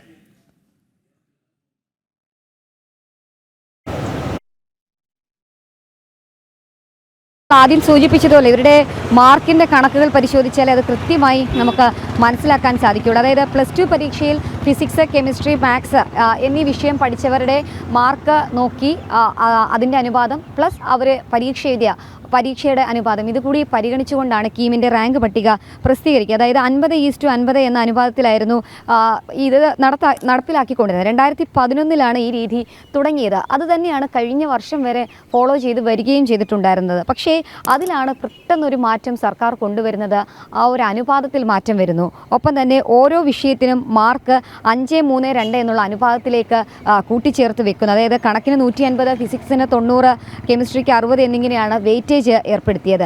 ഇത് പ്രവേശന പരീക്ഷാ മാർക്കിനൊപ്പം ചേർക്കും. ഇത് ജൂലൈ 1 വരുത്തിയ ഭേദഗതിയാണ്. ആ ഭേദഗതി വരുത്തി മണിക്കൂറുകൾക്കുള്ളിൽ തന്നെ ഈ പരീക്ഷാ ഫലം പുറത്തേക്ക് വരികയാണ്. അപ്പോൾ വിദ്യാർത്ഥികളെ സംബന്ധിച്ചൊന്ന് പരിശോധിച്ച് നോക്കുക. അവർക്ക് ഒരുപക്ഷെ മുൻകൂട്ടി ഇത് അറിയിപ്പ് നൽകിയിരുന്നെങ്കിൽ, അല്ലെങ്കിൽ പരീക്ഷ എഴുതുന്നതിന് മുൻപ്, അല്ലെങ്കിൽ ഈ ഒരു അക്കാഡമിക് ഇയർ ആരംഭിച്ച സമയത്ത് തന്നെ ഈ ഒരു നിർദ്ദേശം ഇങ്ങനെയാണ്, പ്രോസ്പെക്ടസിൽ പരിഷ്കരണം വരികയാണ്, അത് ഇത്തരത്തിലാണ് പരിഷ്കാരങ്ങൾ കൊണ്ടുവരുന്നത് എന്ന് പറഞ്ഞിരുന്നെങ്കിൽ ഒരുപക്ഷെ പരീക്ഷയ്ക്ക് അവർക്ക് അത്തരത്തിൽ പ്രിപ്പയർ ചെയ്യാമായിരുന്നു. ആ രീതിയിൽ അവർക്ക് ഓരോ വിഷയത്തിലും കോൺസെൻട്രേറ്റ് ചെയ്യാമായിരുന്നു. പക്ഷേ അതൊന്നും നൽകാതെ ജൂലൈ 1 പരീക്ഷാ റാങ്ക് ലിസ്റ്റ് പ്രസിദ്ധീകരിക്കുന്നതിന് കുറച്ച് മണിക്കൂറുകൾക്ക് മുൻപ് ഉന്നത വിദ്യാഭ്യാസ വകുപ്പ് പറയുകയാണ്, ഞങ്ങൾ പ്രോസ്പെക്ടസിൽ മാറ്റം വരുത്തിയിട്ടുണ്ട്, ആ ഒരു 5, 3, 2 എന്നുള്ള ആ ഒരു അനുപാതത്തിലേക്ക് ഞങ്ങൾ മാറ്റുകയാണ്, ഈ രീതിയിലായിരിക്കും റാങ്ക് പട്ടിക പ്രസിദ്ധീകരിക്കുക എന്നൊക്കെ. അത് വിദ്യാർത്ഥികളെ സംബന്ധിച്ചിടത്തോളം വലിയ രീതിയിലുള്ള ആശങ്കകൾ ഉണ്ടാക്കും, മാനസിക സമ്മർദ്ദങ്ങൾ ഉണ്ടാക്കും. നമ്മൾ പലയിടത്തും കണ്ടിട്ടുണ്ട്, റാങ്ക് ലിസ്റ്റ് കുറഞ്ഞു പോയി, അല്ലെങ്കിൽ റാങ്ക് പട്ടികയിൽ താഴത്തേക്ക് ഇടം പിടിച്ചു എന്നൊക്കെ പറഞ്ഞ് ആത്മഹത്യയിലേക്കൊക്കെ പോകുന്നത്. ആ രീതിയിലൊക്കെ തന്നെയാണ് ഉന്നത വിദ്യാഭ്യാസ മേഖലയിലുള്ള പല വിദ്യാർത്ഥികളുടെയും ഇപ്പോഴത്തെ മാനസികാവസ്ഥ. ആദ്യ റാങ്ക് പട്ടികയിൽ പ്രസിദ്ധീകരിച്ചപ്പോൾ 1ാം റാങ്കിൽ നിന്ന് വിദ്യാർത്ഥി ഇപ്പോൾ എഞ്ചിനീയറിംഗിലടക്കം 5ാം റാങ്കിലേക്ക് പോയിരിക്കുകയാണ്. 5, 6 റാങ്കിലൊക്കെ കിടന്ന വിദ്യാർത്ഥി ഇപ്പോൾ 1ാം റാങ്കിലേക്ക്. ആ 1ാം റാങ്കിലേക്ക് 2ാം പട്ടികയിൽ വന്ന കുട്ടിക്ക് ഒരുപക്ഷെ അത് അവരുടെ റാങ്ക് മെച്ചപ്പെടുത്തിയതിനുള്ള സന്തോഷമായിരിക്കും. പക്ഷേ 5ാം റാങ്കിലേക്ക് 1ാം റാങ്കിൽ കിടന്നൊരു വിദ്യാർത്ഥി 5ഉം 6ഉം റാങ്കിലേക്കൊക്കെ പോകുമ്പോൾ ആ വിദ്യാർത്ഥിയുടെ മാനസിക നില ഇവർ കൃത്യമായി പരിഗണിക്കണം എന്നുള്ളതാണ്. എന്തായാലും സ്റ്റേറ്റ് സിലബസിൽ അടക്കമുള്ള വിദ്യാർത്ഥികളുടെ എണ്ണം ഈ 2ാം റാങ്ക് ലിസ്റ്റിൽ കുറഞ്ഞതടക്കം കൃത്യമായ വിമർശനം സർക്കാരിനെതിരെ ഉയരുന്നുണ്ട്. എന്തായാലും കാത്തിരിക്കാം. അതിലൊക്കെ ഒരു പരിഷ്കാരങ്ങളിലൊക്കെ കൃത്യമായ മാനദണ്ഡങ്ങൾ പാലിച്ച് കൃത്യമായ ചർച്ചകൾ നടത്തി കൃത്യമായ ഇടപെടൽ നടത്തി മാത്രം പോകുമെന്നുള്ളത്. എന്തായാലും ഉന്നത വിദ്യാഭ്യാസ വകുപ്പിനെതിരെ വലിയ രീതിയിലുള്ള ചോദ്യങ്ങൾ വരികയാണ്. ആർക്കു വേണ്ടി, എന്തിനു വേണ്ടി ഈ സമയത്ത് തിടുക്കപ്പെട്ട് ഇത്തരത്തിലുള്ള പരിഷ്കാരങ്ങൾ കൊണ്ടുവന്നു? അത് കീമിൽ കൊണ്ടുവന്ന് ഇത്തരത്തിൽ സ്റ്റാൻഡേർഡൈസേഷൻ റിവ്യൂ കമ്മിറ്റിയുടെ അടക്കം നിർദ്ദേശം ഇത് ഉടനടി പ്രാവർത്തികമാക്കരുത്, അത് സാവകാശം മതി, അത് കൃത്യമായി പഠനം നടത്തിയെന്ന് മതി എന്ന് പറയുമ്പോൾ അവരുടെ നിർദ്ദേശം മറികടന്ന് ആർക്ക് വേണ്ടി ഇത് ഉന്നത വിദ്യാഭ്യാസ വകുപ്പ് കൊണ്ടുവന്നു എന്നൊരു ചോദ്യം കൂടി ഘട്ടത്തിൽ വരുന്നുണ്ട്. എന്തായാലും ഇന്നു മുതൽ കീമിൻ്റെ പ്രവേശനം മറ്റ് നടപടികളിലൊക്കെ കടക്കാൻ പോവുകയാണ്. ആ കടക്കാൻ പോകുമ്പോഴും ഒരു നൂറുകണക്കിന് വിദ്യാർത്ഥികളാണ് അവസരം നഷ്ടമായി പുറത്തു നിൽക്കുന്നത്. ആദ്യ റാങ്ക് പട്ടികയിൽ ഇടം പിടിച്ചിട്ടും രണ്ടാം റാങ്ക് പട്ടികയിൽ, അതായത് ഔദ്യോഗികമായി ഇപ്പോൾ അംഗീകരിക്കുന്ന റാങ്ക് പട്ടികയിൽ ഇടം പിടിക്കാതെ നിൽക്കുന്ന വിദ്യാർത്ഥികളുടെ ഭാവി അത് സർക്കാരിൻ്റെ കയ്യിൽ തന്നെയാണ്. സർക്കാരിന് തന്നെ അതിന് മറുപടി പറയേണ്ടതായിട്ട് വരും. രാഖി. ശരി ശാലിനി, വ്യക്തമാണ്. സർക്കാരിൻ്റെ പരിഷ്കരണത്തിലൊക്കെ വലഞ്ഞിരിക്കുന്നത് സ്റ്റേറ്റ് വിദ്യാർത്ഥികളാണ്, സ്റ്റേറ്റ് സിലബസിൽ പഠിച്ച വിദ്യാർത്ഥികളാണ് എന്നതാണ് ശാലിനി പ്രധാനമായും ചൂണ്ടിക്കാട്ടുന്ന ഒരു കാര്യം. വിദ്യാർത്ഥികളുടെ മാനസിക സാഹചര്യം പോലും സർക്കാർ പരിഗണിച്ചില്ല. ഇതിൽ വലിയ പ്രതിഷേധം ഉയരുന്നുണ്ട്. ഒപ്പം തന്നെ ചില പ്രേക്ഷകർ ചൂണ്ടിക്കാട്ടുന്നുണ്ട് സർക്കാർ അതിബുദ്ധി കാണിച്ചു എന്നുള്ളത്. തീർച്ചയായും അതിൽ പാവപ്പെട്ട വിദ്യാർത്ഥികളാണ് വലയുന്നത്. ചില കമൻസിലേക്ക് കൂടി പോവുകയാണ്. പാലക്കാട് ഇടവിട്ട് മഴ പെയ്യുന്നുണ്ട് എന്ന കാര്യം ചൂണ്ടിക്കാട്ടുന്നുണ്ട്. ഒപ്പം കമൻറ്റ് ബോക്സിലുള്ള പ്രേക്ഷകരെ ശ്രദ്ധിക്കുന്നില്ലേ എന്ന് ചോദിക്കുന്നുണ്ട്. തീർച്ചയായും ശ്രദ്ധിക്കുന്നുണ്ട്. എന്നാൽ എല്ലാ കമൻസിലേക്കും പോകാനുള്ള ഒരു നമ്മൾ വാർത്താ പുലരി തുടങ്ങിയിട്ടല്ലേ ഉള്ളൂ. അതുകൊണ്ട് തന്നെ തീർച്ചയായും കമൻസിലേക്കൊക്കെ തന്നെ വരാം.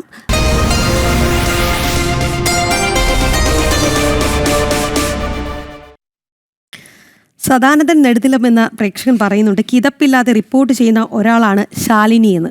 ശാലിനിക്ക് അതൊരു ക്രെഡിറ്റ് ആയിട്ട് എടുക്കാം. എന്തായാലും വാർത്തകളിലേക്ക് കൂടി പോവുകയാണ്. ഇടുക്കി ഉപ്പുതറ പഞ്ചായത്തിലെ ലൈഫ് മിഷൻ തട്ടിപ്പിന് ഇരയായവരിൽ വനവാസി വിഭാഗക്കാരും. കണ്ടംപിടി വനവാസി ഉന്നതിയിലെ 27 ഉപഭോക്താക്കളാണ് തട്ടിപ്പിനിരയായത്. വീടുകളുടെ പണികൾ പൂർത്തിയാക്കാതെ കരാറുകാർ മുങ്ങി എന്നുള്ളതാണ്. ഉപ്പുതറ ഗ്രാമപഞ്ചായത്തിലെ താൽക്കാലിക ജീവനക്കാരന്റെ ബിനാമികളും തട്ടിപ്പുകാരിൽ ഉൾപ്പെടുന്നുണ്ട്. നിർമ്മാണ പ്രവർത്തനങ്ങളിലെ കൃത്രിമങ്ങൾ മൂലം വീടുകൾ ചോർന്നൊലിക്കുന്ന അവസ്ഥയാണ്. പരാതി നൽകി കണ്ണപ്പടി ഊരു മൂപ്പൻ. ആർക്കൽ ചെറിയൊരു മിസ്റ്റേക്ക് ഉണ്ട്. മോളിൽ നോക്കി അറിയാം, ഒരു കുഴിയുണ്ട്, ഇരുത്തിയാണ്. പിന്നെ അത് ഒരു 2 വർഷമായിട്ട് കുട്ടികൾ ഇറങ്ങാൻ തുടങ്ങി, നനയാൻ തുടങ്ങി. പിന്നെ തേപ്പിലും ചില മിസ്റ്റേക്ക് കാര്യങ്ങളുണ്ട്. പിന്നെ ജനല കാര്യങ്ങളെല്ലാം 3 പിടിപ്പിക്കാറുണ്ട്. പമ്പിങ് ചെയ്യാൻ അത് ചെയ്തില്ല. പിന്നെ പുറവശിൻ്റെ അതെല്ലാം പിന്നെ തയ്ക്കാനുണ്ട്. അങ്ങനെയൊക്കെ ഇട്ടിട്ട് ഈ 625 മേടിച്ചിട്ട് ഇത്രയും പണികളെല്ലാം ഇട്ടിട്ട് പോകണം. പിന്നെ ഒരു 10,000 രൂപ ബാലൻസ് ഞാൻ ബാങ്കിൽ പിടിച്ചിട്ട് അത് അവർ ഇവിടെ നിന്ന് മേടിച്ചിട്ടുണ്ട്. വിവിൻ്റെ അനിയൻ്റെ പേരിലാണ് എഗ്രിമെൻ്റ് വെച്ചേക്കുന്നത്. എല്ലാ വീടിൻ്റെ അവസ്ഥ ഇത് തന്നെ. വിവരങ്ങളുമായി സുബിൻ തോമസ് ആണുള്ളത്. സുബിൻ, ഈ ലൈഫ് മിഷൻ തട്ടിപ്പുമായി ബന്ധപ്പെട്ട് നമ്മൾ പല രീതിയിലുള്ള വാർത്തകൾ കണ്ടിട്ടുണ്ട്. സംസ്ഥാനത്ത് പല രീതിയിൽ നിന്നും വാർത്തകൾ വന്നിട്ടുണ്ട്. അതുപോലെയാണ് ഇപ്പോൾ ഉപ്പുതറ പഞ്ചായത്തിൽ നിന്നുള്ള റിപ്പോർട്ടുകളും. ലൈഫ് മിഷൻ തട്ടിപ്പിനിരയായവരിൽ അവിടെ വനവാസി വിഭാഗക്കാരും ഈ ഒരു തട്ടിപ്പിൽ കുടുങ്ങി എന്നുള്ളതാണ്. എങ്ങനെയാണ് അവിടെ 27 ഉപഭോക്താക്കൾ കുടുങ്ങിയെന്ന് പറയുന്നുണ്ട്. എങ്ങനെയാണ് അവരുടെ പരാതിയൊക്കെ?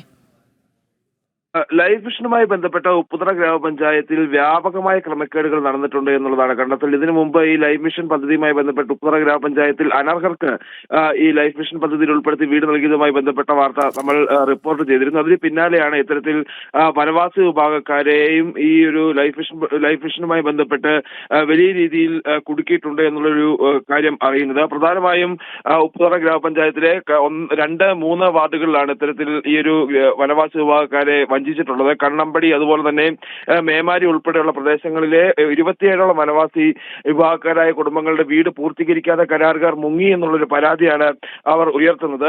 ഈ വീടുകളുടെ നിർമ്മാണ പ്രവർത്തനങ്ങൾ ഏകദേശം വാർത്ത് കഴിഞ്ഞാൽ പിന്നീട് അവർ നിർമ്മാണ പ്രവർത്തനങ്ങളൊന്നും നടത്താതെ ഈ പഞ്ചായത്തിന്റെ ഈ ഒരു വാർഡിന്റെ മെമ്പറെ സ്വാധീനിച്ച് സ്റ്റേജ് സർട്ടിഫിക്കറ്റ് വാങ്ങി പണം കൈപ്പറ്റി മടങ്ങുന്ന ഒരു സാഹചര്യമാണുള്ളത്. പിന്നീട് ഈ പല പ്രാവശ്യം ഈ കരാറുകാരുമായി ബന്ധപ്പെട്ടാലും ഇവര് വന്ന് നിർമ്മാണ പ്രവർത്തനങ്ങൾ പൂർത്തീകരിക്കുകയോ മറ്റ് നടപടിക്രമങ്ങളൊന്നും നടത്താതിരിക്കുകയോ ചെയ്യുന്ന ഒരു സാഹചര്യമുണ്ട് എന്നും പരാതിയിൽ പറയുന്നു. നമ്മൾ ഇന്നലെ ഈ പ്രദേശത്ത് സന്ദർശനം നടത്തിയപ്പോൾ വീടുകളുടെ നിർമ്മാണ പ്രവർത്തനങ്ങൾ പാതിവഴിയിൽ മുടങ്ങിക്കിടക്കുന്ന കാഴ്ചകൾ തന്നെയാണ് കാണാനായത്. പല വീടുകളുടെയും അടുക്കളയുടെ പണികൾ പൂർത്തീകരിച്ചിട്ടില്ല, ശുചിമുറികളുടെ പണികൾ പൂർത്തീകരിക്കാതെ കിടക്കുന്നു, വയറിംഗ് അതുപോലെ തന്നെ പ്ലംബിംഗ് ജോലികളുടെ പണികൾ തീർന്നിട്ടില്ല. ഏകദേശം 5 വർഷം മുമ്പ് ആരംഭിച്ച വീടുകളുടെ നിർമ്മാണ പ്രവർത്തനങ്ങളാണ് ഈ 5 വർഷത്തിന് ഇപ്പുറവും ഇത്തരത്തിൽ പാതി വഴിയിൽ കിടക്കുന്നത് എന്നുള്ളതാണ് പ്രധാനപ്പെട്ട ഒരു കാര്യം. ഇത്തരത്തിൽ ഈ വാർക്കയൊക്കെ നടത്തുന്നുവെങ്കിൽ പോലും പണിയിലെ അപാകതകൾ മൂലം ഈ വാർക്ക പൊടിഞ്ഞു പോകുന്നു, അല്ലെങ്കിൽ ചോർച്ച ഉണ്ടാകുന്നു എന്ന തരത്തിലുള്ള പരാതികളും ഉയരുന്നുണ്ട്. ഈ നിർമ്മാണ പ്രവർത്തനങ്ങളിലെ അപാകതയും ആവശ്യത്തിന് ഈ നിർമ്മാണ ഉപകരണങ്ങൾ ചേർക്കാതെ ഈ നിർമ്മാണ പ്രവർത്തനങ്ങൾ നടത്തിയത് കൊണ്ടുമാണ് ഈ ഒരു പ്രശ്നങ്ങളെല്ലാം ഉടലെടുത്തിട്ടുള്ളത് എന്നുള്ളതാണ് ഇവർ പറയുന്ന പ്രധാനപ്പെട്ട ഒരു പരാതി. ലൈഫ് മിഷനുമായി ബന്ധപ്പെട്ട് വനവാസി വിഭാഗക്കാർക്ക് ഏകദേശം 6 ലക്ഷത്തോളം രൂപയാണ് ലഭിക്കുന്നത്. അത് 4 ഘട്ടമായിട്ടാണ് നിർമ്മാണ പ്രവർത്തനങ്ങൾ നടക്കുന്നത് എന്നുള്ളത് അറിയാം. ഇതിന്റെ 3ാമത്തെയും 4ാമത്തെയും ഘട്ടത്തെ പ്രവർത്തനങ്ങൾ അല്ലെങ്കിൽ നിർമ്മാണ പ്രവർത്തനങ്ങൾ നടത്താതെയാണ് ഈ ഫണ്ട് ഇവർ എഴുതി വാങ്ങുകയും ഈ വനവാസി വിഭാഗക്കാരുടെ അക്കൗണ്ടിലേക്ക് വരുന്ന തുക ഭീഷണിപ്പെടുത്തിയും അല്ലാതെയും ഒക്കെ ഇവർ കൈപ്പറ്റുകയും ചെയ്യുന്നത്. ഇവർക്ക് ഈ തൊഴിലുറപ്പ് കൂലിയായി ലഭിക്കുന്ന 25,000 രൂപ പോലും ഈ കരാറുകാർ തട്ടിയെടുത്തു എന്നുള്ള ഒരു ആക്ഷേപവും ഉയരുന്നുണ്ട്. അത് ഈ വനവാസി വിഭാഗക്കാർ തന്നെ അത് വെളിപ്പെടുത്തുകയും ചെയ്യുന്നുണ്ട്. അവർക്ക് സർക്കാർ നൽകുന്നതാണ് ഈ 90 ദിവസത്തെ ഒരു കൂലി, ഈ തൊഴിലുറപ്പ് പദ്ധതിയുമായി ബന്ധപ്പെട്ട് കൂലി സർക്കാർ നൽകുന്നതാണ്. അത് വനവാസി വിഭാഗക്കാർക്ക് നൽകുന്നതാണ്. പക്ഷെ ആ തുക പോലും 25,000 രൂപ പോലും ഈ കരാറുകാർ അവരുടേതാണ് എന്ന് പറഞ്ഞ് തട്ടിക്കൊണ്ടു പോകുന്ന ഒരു സാഹചര്യം ഉണ്ടായി എന്നുള്ളതാണ് അവർ പറയുന്നത്. നിലവിൽ ഈ വീടുകളുടെ നിർമ്മാണ പ്രവർത്തനങ്ങൾ സ്വന്തം കയ്യിൽ നിന്ന് കാശ് മുടക്കി ഇവർ ചെയ്തുകൊണ്ടിരിക്കുകയാണ്. ഇപ്പോഴും പണി പൂർത്തീകരിക്കാതെ വീടെന്ന സ്വപ്നം കണ്ട് ഇപ്പോഴും ഷെഡിൽ കഴിയുന്ന ആളുകളും ഈ വനവാസി ഊരുകളിൽ ഉന്നതികളിൽ ഉണ്ട് എന്നുള്ളതും ഏറ്റവും പ്രധാനപ്പെട്ട കാര്യമാണ്. ഇതിൽ മറ്റൊരു കാര്യം എന്നുള്ളത് ഈ ഉപ്പുതറ ഗ്രാമപഞ്ചായത്തിൽ ഒരു താൽക്കാലിക ജീവനക്കാരൻ ഉൾപ്പെടെ ഈ കരാർ എടുത്തിട്ടുണ്ട്. ബിനാമി പേരുകളിൽ കരാർ എടുത്ത് ഇത്തരത്തിൽ പണം തട്ടിച്ചിട്ടുണ്ട് എന്നൊരു ആക്ഷേപവും ഉയരുന്നുണ്ട്. പ്രധാനമായും പഞ്ചായത്ത് പ്രസിഡന്റ്, CPM ഭരിക്കുന്ന പഞ്ചായത്താണ് ഉപ്പുതറ ഗ്രാമപഞ്ചായത്ത്. അവിടുത്തെ പഞ്ചായത്ത് പ്രസിഡന്റ് പറയുന്നത് CPM-ലെയും കോൺഗ്രസിലെയും ചില നേതാക്കൾ, ഉന്നതരായ ചില നേതാക്കളുടെ ഇടപെടലിൽ വലിയ രീതിയിൽ ഈ ഒരു വിഷയവുമായി ബന്ധപ്പെട്ടുണ്ടായിട്ടുണ്ട്. ഇത്തരത്തിൽ തട്ടിപ്പുകാരനായ ഈ ഒരു ഗ്രാമപഞ്ചായത്തിലെ താൽക്കാലിക ജീവനക്കാരനെ സംരക്ഷിക്കുന്നതിനും ഉൾപ്പെടെ വലിയ രീതിയിലുള്ള ഇടപെടൽ കോൺഗ്രസിന്റെയും CPM-ന്റെയും നേതാക്കൾ നടത്തുന്നു എന്നുള്ളതാണ് നിലവിൽ പഞ്ചായത്ത് പ്രസിഡന്റ് ആരോപിക്കുന്നത്. എന്തായാലും ഇതിൽ വിശദമായ ഒരു അന്വേഷണം ആവശ്യപ്പെട്ടുകൊണ്ട് നിലവിൽ കണ്ണമ്പടി ഊരുമൂപ്പൻ പരാതി നൽകിയിട്ടുണ്ട്. പഞ്ചായത്ത് പ്രസിഡന്റ് ഈ പരാതി വിജിലൻസിനും അതുപോലെ തന്നെ മറ്റു വകുപ്പുകൾക്കും, തദ്ദേശ സ്വയംഭരണ വകുപ്പുകൾക്കെല്ലാം തന്നെ കൈമാറുകയും ചെയ്തിട്ടുണ്ട്. എന്തായാലും വിശദമായ ഒരു അന്വേഷണം ഈ വിഷയവുമായി ബന്ധപ്പെട്ട് വേണമെന്നുള്ള ആവശ്യമാണ് നിലവിൽ ശക്തമായിക്കൊണ്ടിരിക്കുന്നത്. ശരി സുബിൻ, വിദേശത്തേക്ക് കടക്കാൻ ശ്രമിച്ച പോക്സോ കേസ് പ്രതി പിടിയിലായിട്ടുണ്ട്. കോഴിക്കോട് തിരുവണ്ണൂർ സ്വദേശി മുഹമ്മദ് അഷ്റഫാണ് പിടിയിലായത്. 5ാം ക്ലാസ്സിൽ പഠിക്കുന്ന ആൺകുട്ടിയെ 4ാം ക്ലാസ്സിൽ പഠിക്കുന്ന സമയത്ത് പീഡിപ്പിച്ച കേസിലാണ് അറസ്റ്റുണ്ടായത്. കരിപ്പൂർ വിമാനത്താവളത്തിൽ നിന്ന് വിദേശത്തേക്ക് കടക്കാൻ ശ്രമിക്കുന്നതിനിടെ എമിഗ്രേഷൻ വിഭാഗം തടഞ്ഞുവെക്കുകയായിരുന്നു. വിവരങ്ങൾ നൽകാനായി ദിസ്ന സുരേഷ് ഉണ്ട്. ദിസ്ന, ഇയാൾ എപ്പോഴാണ് പിടിയിലായത്? ഇന്നലെയാണ് ഇത്തരത്തിൽ ഈ പ്രതിയെ പോലീസ് പിടികൂടുന്നത്. പോക്സോ കേസിൽ ഉൾപ്പെട്ടതിനെ തുടർന്ന് ഇയാൾ ഈ കോഴിക്കോട് തിരുവണ്ണൂർ സ്വദേശിയാണ്. കുന്നമംഗലം പോലീസ് രജിസ്റ്റർ ചെയ്ത കേസിലാണ് ഇയാൾ ഉള്ളത്. 5ാം ക്ലാസ്സിൽ പഠിക്കുന്ന ആൺകുട്ടിയെ, പ്രായപൂർത്തിയാവാത്ത ആൺകുട്ടിയെ 4ാം ക്ലാസ്സിൽ പഠിക്കുന്ന സമയത്ത് ലൈംഗികമായി അതിക്രമം നടത്തുകയായിരുന്നു. തുടർന്ന് കുന്നമംഗലം പോലീസാണ് കേസ് രജിസ്റ്റർ ചെയ്ത അന്വേഷണം നടത്തുന്നുണ്ടായിരുന്നു. ആ സമയത്താണ് ഇത്തരത്തിൽ വിദേശത്തേക്ക് കടക്കാൻ ശ്രമിക്കുകയും പ്രതി ഒളിവിൽ പോകുന്ന ഒരു സാഹചര്യം ഉണ്ടായത്. എന്തായാലും കരിപ്പൂർ എയർപോർട്ടിൽ വെച്ചാണ് ഈ എമിഗ്രേഷൻ വിഭാഗം പ്രതിയെ തടഞ്ഞു വെക്കുകയായിരുന്നു. കാരണം പ്രതിക്കെതിരെ ലുക്കൌട്ട് നോട്ടീസ് ഒക്കെ തന്നെ പുറത്തിറക്കിയിരുന്നു. എന്തായാലും പ്രതിയെ കോടതിയിൽ ഹാജരാക്കി റിമാൻഡ് ചെയ്തു എന്നാണ് നമുക്ക് അറിയാൻ സാധിച്ചിട്ടുള്ളത്. രാഗി, നരേന്ദ്രമോദി സർക്കാരിനെ വീണ്ടും പ്രശംസിച്ചിരിക്കുകയാണ് ശശി തരൂർ. 78 വർഷത്തിനിടെ രാജ്യത്ത് അടിസ്ഥാന നയങ്ങൾ മാറിയെന്നാണ് അദ്ദേഹം ചൂണ്ടിക്കാട്ടുന്നത്. വിദേശ നയത്തിലും രാഷ്ട്രീയത്തിലും അത് പ്രതിഫലിക്കുന്നുമുണ്ട്. മോദി സർക്കാർ ദേശീയതയെ ഉയർത്തിപ്പിടിക്കുകയാണ്.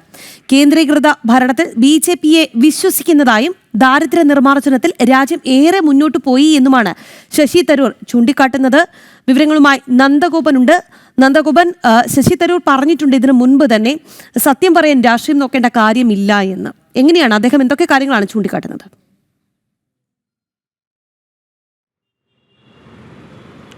രാഖി, ബ്രിട്ടനിൽ ഒരു ഇന്ത്യൻ യൂണിവേഴ്സിറ്റി സംഘടിപ്പിച്ച ഒരു പരിപാടിയിൽ സംസാരിക്കവെയാണ് ഈ നരേന്ദ്രമോദി സർക്കാരിനെ പുകഴ്ത്തിക്കൊണ്ട് ശശി തരൂർ രംഗത്തെത്തിയത്. 78 വർഷങ്ങൾക്കിപ്പുറം ഭാരതം വലിയ മാറ്റങ്ങൾക്കാണ് മാതൃകയായിരിക്കുന്നത്, വലിയ മാറ്റങ്ങളിലേക്കാണ് ഭാരതം എത്തപ്പെട്ടിരിക്കുന്നത് എന്നുള്ളതാണ് നരേന്ദ്രമോദി ശശി തരൂർ സൂചിപ്പിച്ചിരിക്കുന്നത്. പ്രധാനമായും ദാരിദ്ര്യ നിർമ്മാർജ്ജനം തന്നെ അദ്ദേഹം എടുത്തു കാട്ടിയിരിക്കുന്നു. വലിയ രീതിയിൽ ദരിദ്രരായി കഴിഞ്ഞിരുന്ന ഒരു സമൂഹത്തെ അതിൽ നിന്നും കരകയറ്റുവാൻ വേണ്ടി നരേന്ദ്രമോദി സർക്കാരിന് സാധിച്ചു എന്നുള്ളതാണ്. മാത്രമല്ല BJP സർക്കാർ ഉയർത്തിപ്പിടിക്കുന്നത് ദേശീയതയാണ് എന്നുള്ളതാണ് പ്രധാനമായും ശശി തരൂർ സൂചിപ്പിക്കുന്നത്. അങ്ങനെ ദേശീയതയ്ക്ക് കീഴിൽ ഭാരതത്തിൽ വലിയ വളർച്ച കൈവരിച്ചതായി അദ്ദേഹം സൂചിപ്പിക്കുകയുണ്ടായി. ഇതിനൊക്കെ അപ്പുറത്തേക്ക് കേന്ദ്രീകൃത ഭരണത്തിലാണ് BJP വിശ്വസിക്കുന്നതെന്നും അദ്ദേഹം സൂചിപ്പിക്കുന്നു. അതായത് BJP സർക്കാരിനെയും നരേന്ദ്രമോദി സർക്കാരിനെ അടിമുടി പുകഴ്ത്തുകയാണ് ശശി തരൂർ ചെയ്തിട്ടുള്ളത്. കഴിഞ്ഞ ദിവസം നമുക്കറിയാം നെഹ്റു കുടുംബത്തിനെതിരെ അതിരൂക്ഷ വിമർശനവുമായി ശശി തരൂർ രംഗത്തെത്തുന്ന സാഹചര്യം ഉണ്ടായി. അതായത് കോൺഗ്രസിൻ്റെ നയങ്ങൾക്ക് കോൺഗ്രസിൻ്റെ തെറ്റായ നയങ്ങളെ അദ്ദേഹം തുറന്നു കാട്ടാൻ പലപ്പോഴും ശ്രമിച്ചു. അത് ഇപ്പോഴും തുടരുന്നു എന്നുള്ളതാണ് യാഥാർത്ഥ്യം. അതിനൊക്കെ അപ്പുറത്തേക്ക് അദ്ദേഹം ദേശീയതയോടുകൂടി കൂടുതൽ അടുക്കുന്നു, അല്ലെങ്കിൽ അതിലേക്ക് ചേരുന്നു എന്നുള്ള തരത്തിലുള്ള വാർത്തകളും അഭ്യൂഹങ്ങളും ഒക്കെ തന്നെ പലതരത്തിലും പരന്നിരുന്നു. എന്നാൽ ഇപ്പോഴും അത്തരത്തിൽ അദ്ദേഹം യാതൊരുവിധ സ്ഥിരീകരണങ്ങളും നടത്തിയിട്ടില്ലെങ്കിലും നെഹ്റു കുടുംബത്തിനെതിരെ ആഞ്ഞടിക്കുന്ന സാഹചര്യമാണ് പലപ്പോഴും നിലനിൽക്കുന്നത്. ഇപ്പോൾ നരേന്ദ്രമോദി സർക്കാരിനെ പരസ്യമായി തന്നെ പിന്തുണയ്ക്കുന്ന സാഹചര്യവും വീണ്ടും ആവർത്തിച്ചിരിക്കുന്നു. നമുക്കറിയാം, ഓപ്പറേഷൻ സിന്ദൂറുമായി ബന്ധപ്പെട്ട് വിദേശ രാജ്യങ്ങളിൽ ഭാരതത്തിൻ്റെ നയം വ്യക്തമാക്കാൻ വേണ്ടി പോയ ടീമിൽ ശശി തരൂരിനെ ഉൾപ്പെടുത്തരുതെന്ന് കോൺഗ്രസ് ആവശ്യപ്പെട്ടു. മാത്രമല്ല, ശശി തരൂരിൻ്റെ പട്ടിക, അല്ലെങ്കിൽ കോൺഗ്രസ് നൽകിയ പട്ടികയിൽ എവിടെയും ശശി തരൂർ ഉണ്ടായിരുന്നില്ല. അതേസമയം തന്നെ പ്രധാനമന്ത്രിയുടെ ക്ഷണപ്രകാരം അദ്ദേഹം ഈ ദൗത്യം ഏറ്റെടുത്തുകൊണ്ട് വിവിധ രാജ്യങ്ങളിൽ പോയി ഭാരതത്തിൻ്റെ നിലപാട് ആവർത്തിക്കുന്നത് നമ്മൾ കണ്ടതാണ്. തീർച്ചയായിട്ടും അദ്ദേഹം ഇപ്പോൾ ഈ ദേശീയതയ്ക്കൊപ്പം നിന്നുകൊണ്ട്, അല്ലെങ്കിൽ ദേശീയതയോട് അടുത്ത് നിന്നുകൊണ്ട് കോൺഗ്രസിനകത്ത് നിലനിൽക്കുന്ന ഇത്തരം ഉച്ചനീചങ്ങൾക്കെതിരെ ആഞ്ഞു പോരാടുന്നു. ഒപ്പം തന്നെ ഭാരതം കൈവരിച്ച മാറ്റങ്ങൾ, അത് നരേന്ദ്രമോദി സർക്കാരിന് കീഴിൽ കഴിഞ്ഞ 10 വർഷം ഉണ്ടായ പരിണാമങ്ങൾ എന്തൊക്കെയെന്നുള്ളത് അദ്ദേഹം ഇതിനോടകം തന്നെ പലതവണ തുറന്നു പറഞ്ഞതാണ്. ഇപ്പോൾ വിദേശ രാജ്യത്തും ബ്രിട്ടനിൽ നടന്ന പരിപാടിയിലും അദ്ദേഹം നരേന്ദ്രമോദി സർക്കാരിനെ പുകഴ്ത്തി രംഗത്തെത്തി എന്നുള്ളതാണ് ഏറെ ശ്രദ്ധേയം. രാഖി, നന്ദഗോപാൽ, അതുപോലെ തന്നെ മോദി സർക്കാരിനെ പുകഴ്ത്തുന്നതിനൊപ്പം തന്നെ അടിയന്തരാവസ്ഥയടക്കം ഇരുണ്ട കാലഘട്ടമെന്ന് അദ്ദേഹം ഇന്നലെ വിശേഷിപ്പിച്ചിരുന്നു. കോൺഗ്രസ് നേതാക്കൾക്കൊക്കെ വലിയ വെപ്രാളമുണ്ട് ശശി തരൂരിന്റെ ഓരോ പ്രതികരണങ്ങൾ വരുമ്പോഴും. ഇന്നലെ കെ മുരളീധരൻ പറഞ്ഞത് ശശി തരൂർ തീരുമാനിക്കട്ടെ ആദ്യം ഏത് പാർട്ടിയിലാണ് എന്നൊക്കെ. ഈ രീതിയിലുള്ള പ്രതികരണങ്ങളാണ് കോൺഗ്രസ് നേതാക്കൾ നടത്തിക്കൊണ്ടിരിക്കുന്നത്. അതായത് ശശി തരൂരിന്റെ വെളിപ്പെടുത്തലുകൾ, തുറന്നു പറച്ചിലുകളൊക്കെ വരുമ്പോൾ വല്ലാതെ വെടി പൊട്ടുന്നുണ്ട് കോൺഗ്രസിനുള്ളിൽ.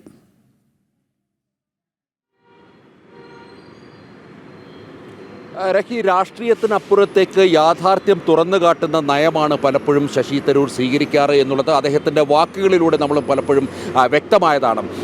അതേപോലെ തന്നെ അദ്ദേഹം ഇപ്പോൾ കഴിഞ്ഞ ദിവസം തന്നെ ഈ അടിയന്തരാവസ്ഥ കാലഘട്ടത്തിൻ്റെ ഇരുണ്ട ഓർമ്മകൾ ഓർമ്മിപ്പിച്ചുകൊണ്ട് അദ്ദേഹം എഴുതിയ ലേഖനം വളരെ വിവാദമായിട്ടുണ്ട്. പ്രത്യേകിച്ച് നെഹ്റു കുടുംബത്തെ പേരെടുത്ത് വിമർശിക്കുന്ന സാഹചര്യമുണ്ട്. ഇന്ദിരയെ പേരെടുത്ത് വിമർശിച്ചു, സഞ്ജയ്യെ പേരെടുത്ത് വിമർശിക്കുന്ന സാഹചര്യമുണ്ടായി.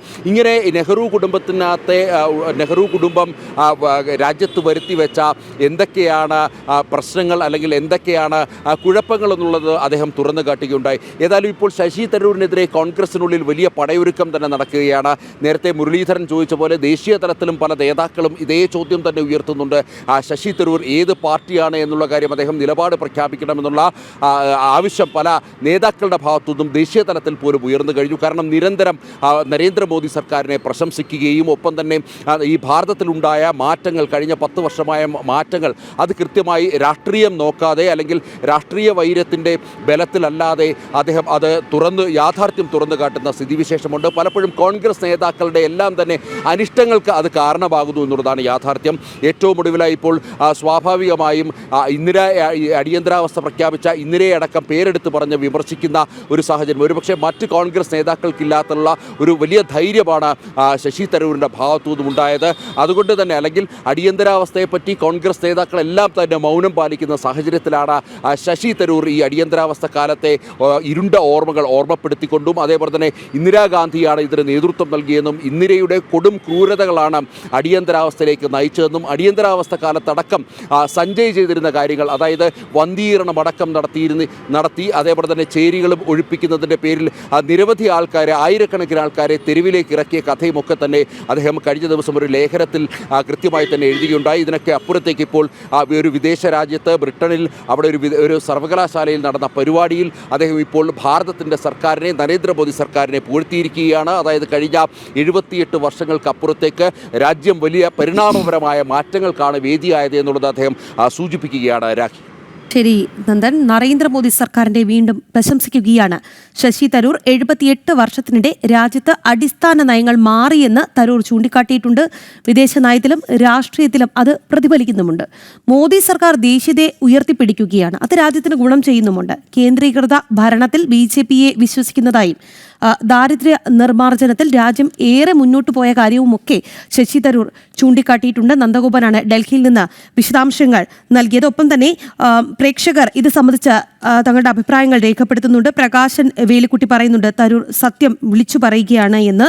രാജേഷ് എന്ന പ്രേക്ഷകൻ പറയുന്നുണ്ട് ശശി തരൂർ നല്ല കഴിവുള്ള വ്യക്തിയാണ് എന്ന്. അത്തരത്തിൽ കഴിവുള്ള വ്യക്തികൾ രാജ്യത്തിന് ഏറെ ഗുണം ചെയ്യേണ്ടതുണ്ട്. അത് തന്നെയാണ് മോദി സർക്കാരിൻ്റെയും നിലപാട്. ആ നിലപാട് തന്നെയാണ് ശശി തരൂർ സ്വീകരിക്കുന്നതും. ഇത് തന്നെയാണ് കോൺഗ്രസിനെ വിരളി പിടിപ്പിക്കുന്നതും.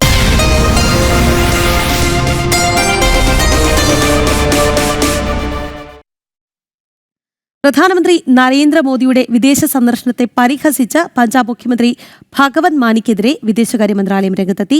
നിരുത്തരവാദപരമായ പരാമർശമാണ് നടത്തിയത് എന്നും ഇന്ത്യയുടെ സുഹൃത്ത് രാജ്യങ്ങൾക്കെതിരായ പരാമർശത്തെ തള്ളിക്കളയുന്നുവെന്നും വിദേശകാര്യ മന്ത്രാലയം വാർത്താക്കുറിപ്പിൽ വ്യക്തമാക്കിയിട്ടുണ്ട്. 10,000-ൽ താഴെ ജനസംഖ്യയുള്ള രാജ്യങ്ങളിൽ മോദി സന്ദർശനം നടത്തുന്നു. അവർ പരമോന്നത പുരസ്കാരം നൽകി ആദരിക്കുന്നു എന്നായിരുന്നു ഭഗവത് മാന്റെ ആക്ഷേപം. വിവരങ്ങൾ നൽകാനായി നന്ദഗോപൻ ചേരുന്നുണ്ട്. നന്ദൻ, എന്തൊക്കെയാണ് വിദേശകാര്യ മന്ത്രാലയം തിരിച്ചടിച്ചിരിക്കുന്നത്?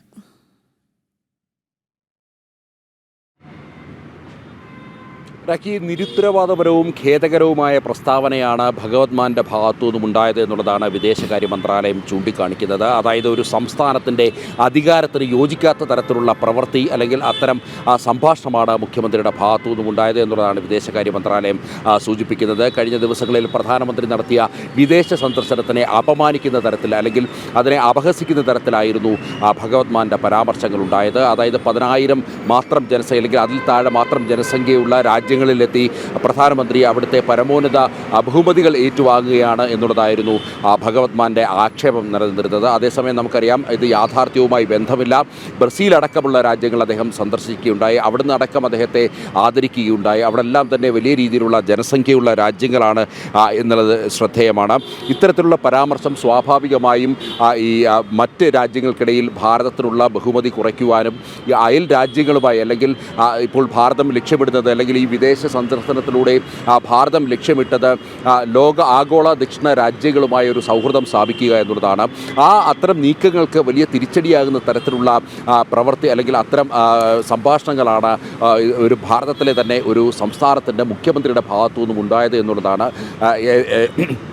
സ്വാഭാവികമായും മറ്റ് സൗഹൃദ അല്ലെങ്കിൽ മറ്റ് രാജ്യങ്ങളോടുള്ള സൗഹൃദം അത് ഇല്ലാതാക്കുവാൻ വേണ്ടി ഉപകരിക്കും ഇത്തരം പ്രസ്താവന എന്നതിനപ്പുറത്തേക്ക് അല്ലെങ്കിൽ രാഷ്ട്രീയപരമായ ആം ആദ്മിക്ക് ഏതെങ്കിലും തരത്തിൽ ഗുണം ചെയ്യുമെന്നതിനപ്പുറത്തേക്ക് ഭാരതത്തിന് അല്ലെങ്കിൽ ലോകരാജ്യങ്ങൾക്ക് മുന്നിൽ ഭാരതത്തെ ഇകഴ്ത്തുവാൻ മാത്രമായിരിക്കും ഈ ഭഗവത് മാന്റെ ഇത്തരം പരാമർശങ്ങൾ ഉപകരിക്കുക. ഒപ്പം തന്നെ മറ്റ് ലോകരാഷ്ട്രങ്ങൾ ഭാരതവുമായി കൈകോർക്കാൻ ഇനിയും കാത്തിരിക്കുന്ന മറ്റ് ലോകരാഷ്ട്രങ്ങൾക്ക് മുന്നിലേക്ക് ഒരു തെറ്റായ സന്ദേശം കൂടി ഭഗവത് മാൻ നൽകുന്നു എന്നുള്ളതാണ് ഇതിലൂടെ മനസ്സിലാക്കേണ്ടിയിരിക്കുന്നത്. ഏതായാലും വലിയ വിമർശനങ്ങൾ ഇതിനെതിരെ ഉയർന്നിട്ടുണ്ട്. പ്രത്യേകിച്ച് കഴിഞ്ഞ ദിവസം വിദേശകാര്യ മന്ത്രാലയം തന്നെ വാർത്താ സമ്മേളനം നടത്തി ഭഗവത് മാന്റെ പരാമർശം ഖേദകരവും നിരുത്തരവാദപരവുമായ പരാമർശമാണ് എന്ന് വ്യക്തമാക്കുകയുണ്ടായി. മാത്രമല്ല അദ്ദേഹം നടത്തിയ ആക്ഷേപങ്ങളെല്ലാം തന്നെ തെറ്റാണ് എന്നുള്ളതാണ് പ്രധാനമായും വിവരിക്കുന്നത്. അതായത് ഈ ജനസംഖ്യാ തരത്തിൽ നോക്കുമ്പോൾ ഈ ട്രിനാഡിലും അതേപോലെ തന്നെ ടൊബാഗോയിലും ഏതാണ്ട് 13.3 ലക്ഷം ജനങ്ങളാണ് താമസിക്കുന്നത്. ബ്രസീലിൽ ഏതാണ്ട് 21.11 കോടി ജനങ്ങൾ താമസിക്കുന്നു. അപ്പോൾ സ്വാഭാവികമായും ഈ പഞ്ചാബിൻ്റെ മുഖ്യമന്ത്രി നടത്തിയ ഈ ഒരു പരാമർശം അത് നിരുത്തരവാദവും അതേപോലെ തന്നെ ഖേദകരവുമായ പരാമർശം എന്നത് മാത്രമല്ല വസ്തുതകൾക്ക് നിരക്കാത്ത കൂടി പരാമർശമാണ് പഞ്ചാബ് മുഖ്യമന്ത്രിയുടെ ഭാഗത്തു നിന്നുണ്ടായത് എന്നുള്ളതാണ് യാഥാർത്ഥ്യം. ശരി നന്ദഗോപൻ. ഷാർജയിൽ യുവതി കുഞ്ഞിനെ കൊലപ്പെടുത്തി ആത്മഹത്യ ചെയ്തത് ഭർതൃപീഡനം കാരണമെന്ന് പരാതി. ഇത് സംബന്ധിച്ച് യുവതിയുടെ ഓഡിയോ സന്ദേശങ്ങളും പുറത്തു വന്നിരുന്നു. കൊല്ലം കേരളപുരം സ്വദേശിനി വിഭജികയെയും മകളെയുമാണ് ഷാർജയിലെ ഫ്ളാറ്റിൽ മരിച്ച നിലയിൽ കണ്ടെത്തിയത്.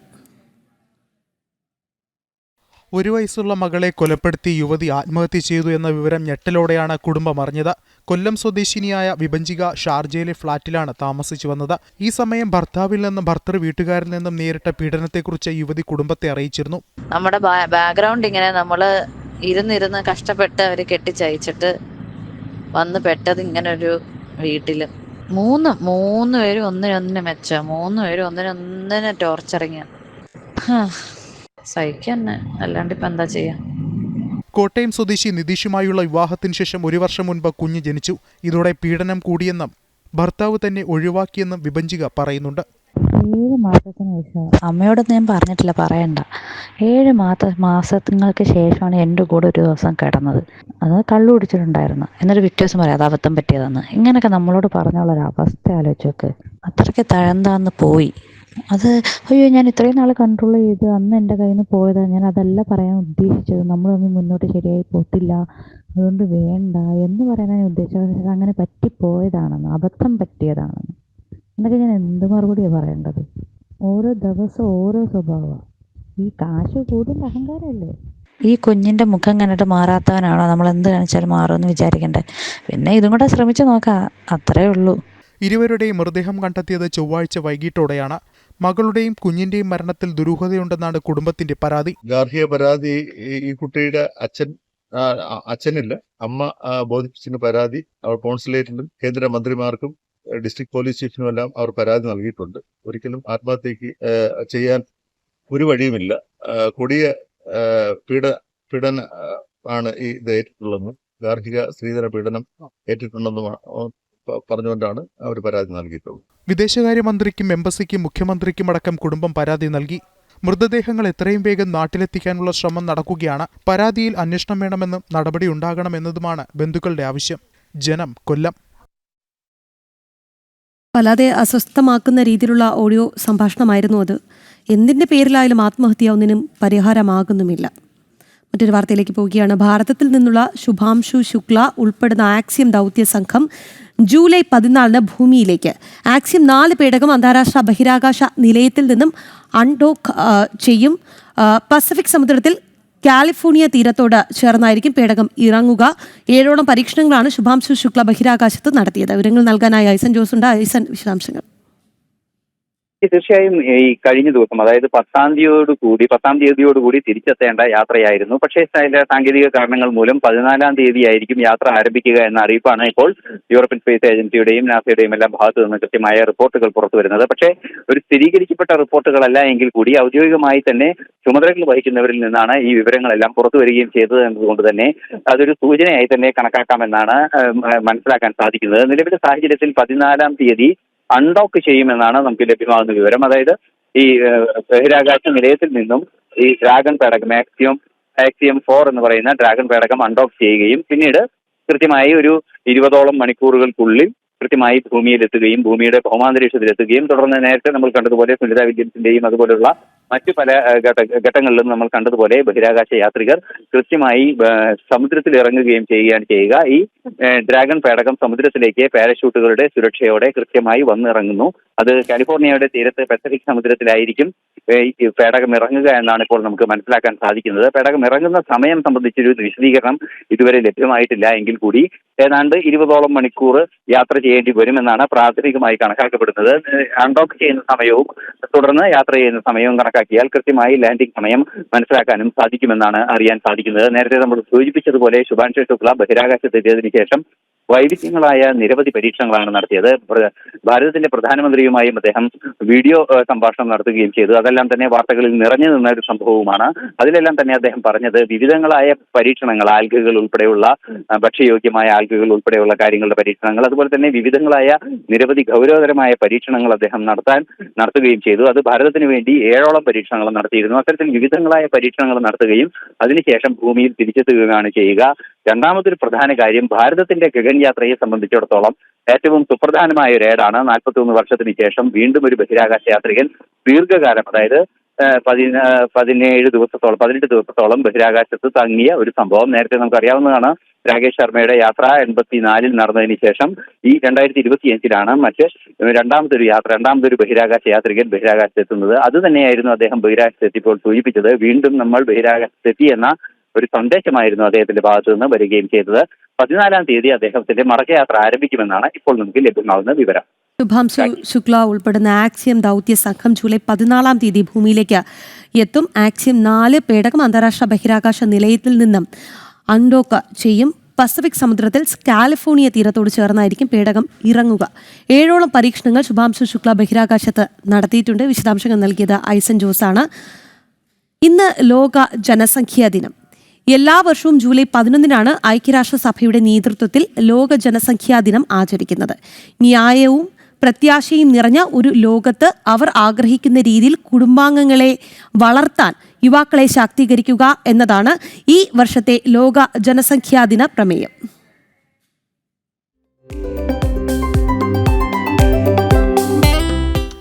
ഇന്ന് ലോക ജനസംഖ്യാ ദിനം. എല്ലാ വർഷവും ജൂലൈ 11-നാണ് ലോക ജനസംഖ്യാ ദിനമായി ആചരിക്കുന്നത്. ജനസംഖ്യാ വർധനവ് കൊണ്ട് ലോകത്തുണ്ടാകുന്ന വികസന പാരിസ്ഥിതിക പ്രശ്നങ്ങളെക്കുറിച്ച് പൊതുജനങ്ങൾക്ക് അവബോധം ഉണ്ടാക്കുന്നതിനാണ് ജനസംഖ്യാ ദിനം ആചരിക്കുന്നത്. ജൂലൈ 11-ന് ലോക ജനസംഖ്യാ ദിനമായി ആചരിക്കണം എന്ന ആശയം മുന്നോട്ട് വെച്ചത് മലയാളിയായ ഡോക്ടർ KC സക്കറിയയാണ്. 1990 ജൂലൈ 11-ന് 90-ലധികം രാജ്യങ്ങൾ ആദ്യ ദിനാചരണത്തിൻ്റെ ഭാഗമായി. കഴിഞ്ഞ 30 വർഷക്കാലയളവിൽ ജനസംഖ്യാ വിവരശേഖരണം, വിശകലനം, ഉപയോഗം എന്നിവ മെച്ചപ്പെടുത്തുന്നതിൽ ലോകരാജ്യങ്ങൾ ശ്രദ്ധേയമായ പുരോഗതി കൈവരിച്ചിട്ടുണ്ട്. വിവിധ ജനസമൂഹങ്ങളുടെ വൈവിധ്യത്തെ കൂടുതൽ കൃത്യമായി പ്രതിഫലിപ്പിക്കുന്നതിന് ജനസംഖ്യാ കണക്കുകളിൽ പ്രായം, വംശം, ലിംഗഭേദം എന്നീ ഘടകങ്ങൾ പ്രധാനം തന്നെയാണ്. ലോക ജനസംഖ്യ 100 കോടിയായി വളരാൻ ലക്ഷക്കണക്കിന് വർഷമെടുത്തു. പിന്നീട് ഏകദേശം 200 വർഷത്തിനുള്ളിൽ 7 ഇരട്ടിയായി. 2030-ൽ ഏകദേശം 850 കോടിയിലേക്കും 2050-ൽ 970 കോടിയിലേക്കും 2100-ൽ 1090 കോടിയിലേക്കും വളരുമെന്നാണ് കണക്കുകൾ ചൂണ്ടിക്കാട്ടുന്നത്. ഭൂമുഖത്തെ ജനസംഖ്യയിൽ പകുതിയോളം സ്ത്രീകളാണ്. നിലവിൽ ഭാരതത്തിലെ ജനസംഖ്യ 142 കോടി കടന്നു. അതായത് നമ്മൾ ചൈനയെ മറികടന്ന് 1-ാം സ്ഥാനത്തെത്തി. ന്യായവും പ്രത്യാശയും നിറഞ്ഞ ലോകത്ത് അവർ ആഗ്രഹിക്കുന്ന കുടുംബങ്ങളെ വളർത്താൻ യുവാക്കളെ ശാക്തീകരിക്കുക എന്നതാണ് 2025 ലോക ജനസംഖ്യാ ദിനത്തിൻ്റെ പ്രധാന സന്ദേശം.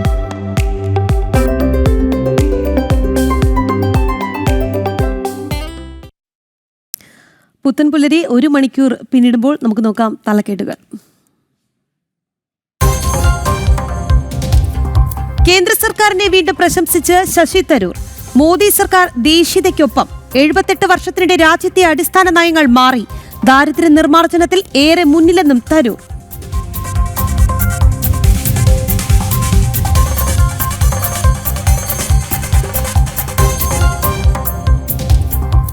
പ്രധാനമന്ത്രിയുടെ വിദേശ സന്ദർശനത്തെ പരിഹസിച്ച പഞ്ചാബ് മുഖ്യമന്ത്രിക്കെതിരെ വിദേശകാര്യ മന്ത്രാലയം.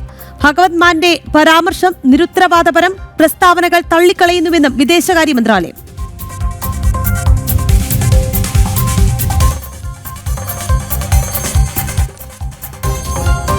കേന്ദ്ര ആഭ്യന്തരമന്ത്രി അമിത്ഷാ ഇന്ന് കേരളത്തിൽ. രാത്രി 10-ന് തിരുവനന്തപുരത്തെത്തും.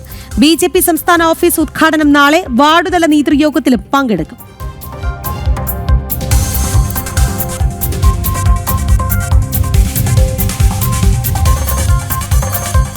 JSKയുടെ പുതിയ പതിപ്പ് ഇന്ന് സെൻസർ ബോർഡിന് മുന്നിൽ.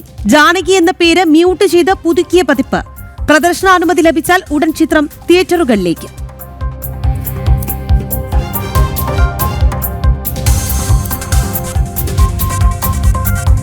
പ്ലാവൂർ സ്കൂളിലെ അധ്യാപകർക്കെതിരായ വിജിലൻസ് പരിശോധനയിൽ പ്രതിഷേധം. അപലപിക്കാതെ വിദ്യാഭ്യാസ മന്ത്രിയുടെ അന്വേഷണ ഉത്തരവ്.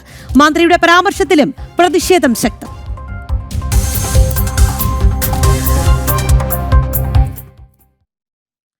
വെടിനിർത്തൽ ധാരണ ഉടൻ നടപ്പിലാക്കാനാകുമെന്ന് പ്രതീക്ഷിക്കുന്നതായി ഇസ്രായേൽ പ്രധാനമന്ത്രി ബെഞ്ചമിൻ നെതന്യാഹു. 60 ദിവസത്തെ വെടിനിർത്തൽ നടപ്പാക്കുന്നതോടെ ആദ്യഘട്ടം ബന്ദികളുടെ മോചനം സാധ്യമാക്കാൻ സാധിക്കും. തുടർന്നുള്ള 60 ദിവസത്തെ കാലയളവിൽ സംഘർഷം പൂർണ്ണമായും ഒഴിവാക്കാൻ സാധിക്കുമെന്നാണ് പ്രതീക്ഷ. ഇക്കാര്യം ബെഞ്ചമിൻ നെതന്യാഹു അറിയിച്ചിട്ടുണ്ട്. വിവരങ്ങൾ നൽകാനായി ഐസൻ ജോസ് ഉണ്ട്. ഐസൻ, പ്രതീക്ഷ നൽകുന്നതാണ് പുറത്തുവരുന്ന വിവരങ്ങൾ. എങ്ങനെയാണ് കൂടുതൽ വിശദാംശങ്ങൾ? നേരത്തെ നമ്മൾ സൂചിപ്പിച്ചതുപോലെ അമേരിക്കൻ പ്രസിഡന്റുമായുള്ള സന്ദർശനത്തിന് ശേഷം, പ്രസിഡന്റിനെ സന്ദർശിച്ചതിന് ശേഷം, വിവിധങ്ങളായ കൂടിക്കാഴ്ചകൾക്ക് ശേഷം മടങ്ങുന്നതിന് മുമ്പ് ഒരു മാധ്യമത്തിന് നൽകിയ അഭിമുഖത്തിലാണ് ബെഞ്ചമിൻ നെതന്യാഹു ഈ നിലപാട് വ്യക്തമാക്കിയിട്ടുള്ളത്. അതിൽ അദ്ദേഹം കൃത്യമായി പറയുന്നത് ഈ വെടിനിർത്തൽ യാഥാർത്ഥ്യമാക്കാൻ, 60 ദിവസത്തെ വെടിനിർത്തൽ യാഥാർത്ഥ്യമാക്കാമെന്ന നിലപാട് നേരത്തെ അമേരിക്ക മുന്നോട്ട് വയ്ക്കുകയും ഇസ്രായേൽ അംഗീകരിക്കുകയും ഹമാസും അത് അംഗീകരിക്കുകയും ചെയ്തിരുന്നു. ഈ ഒരു സാഹചര്യത്തിൽ അത് മധ്യസ്ഥ രാജ്യങ്ങളെല്ലാം തന്നെ അക്കാര്യത്തിൽ ഒരു അനുകൂല നിലപാടെടുക്കുകയും ചെയ്ത സാഹചര്യത്തിൽ ഈ പ്രശ്നം പരിഹരിക്കാൻ സാധ്യമാകുമെന്ന പ്രതീക്ഷ തന്നെയാണ് ബെഞ്ചമിൻ നെതന്യാഹു പങ്കുവച്ചത്. മാത്രമല്ല, നമുക്കറിയാവുന്നതാണ് 50ഓളം ബന്ദികൾ ഇപ്പോഴും വിട്ടുകൊടുക്കാതെ ഹമാസ് കസ്റ്റഡിയിൽ സൂക്ഷിച്ചിട്ടുണ്ട്.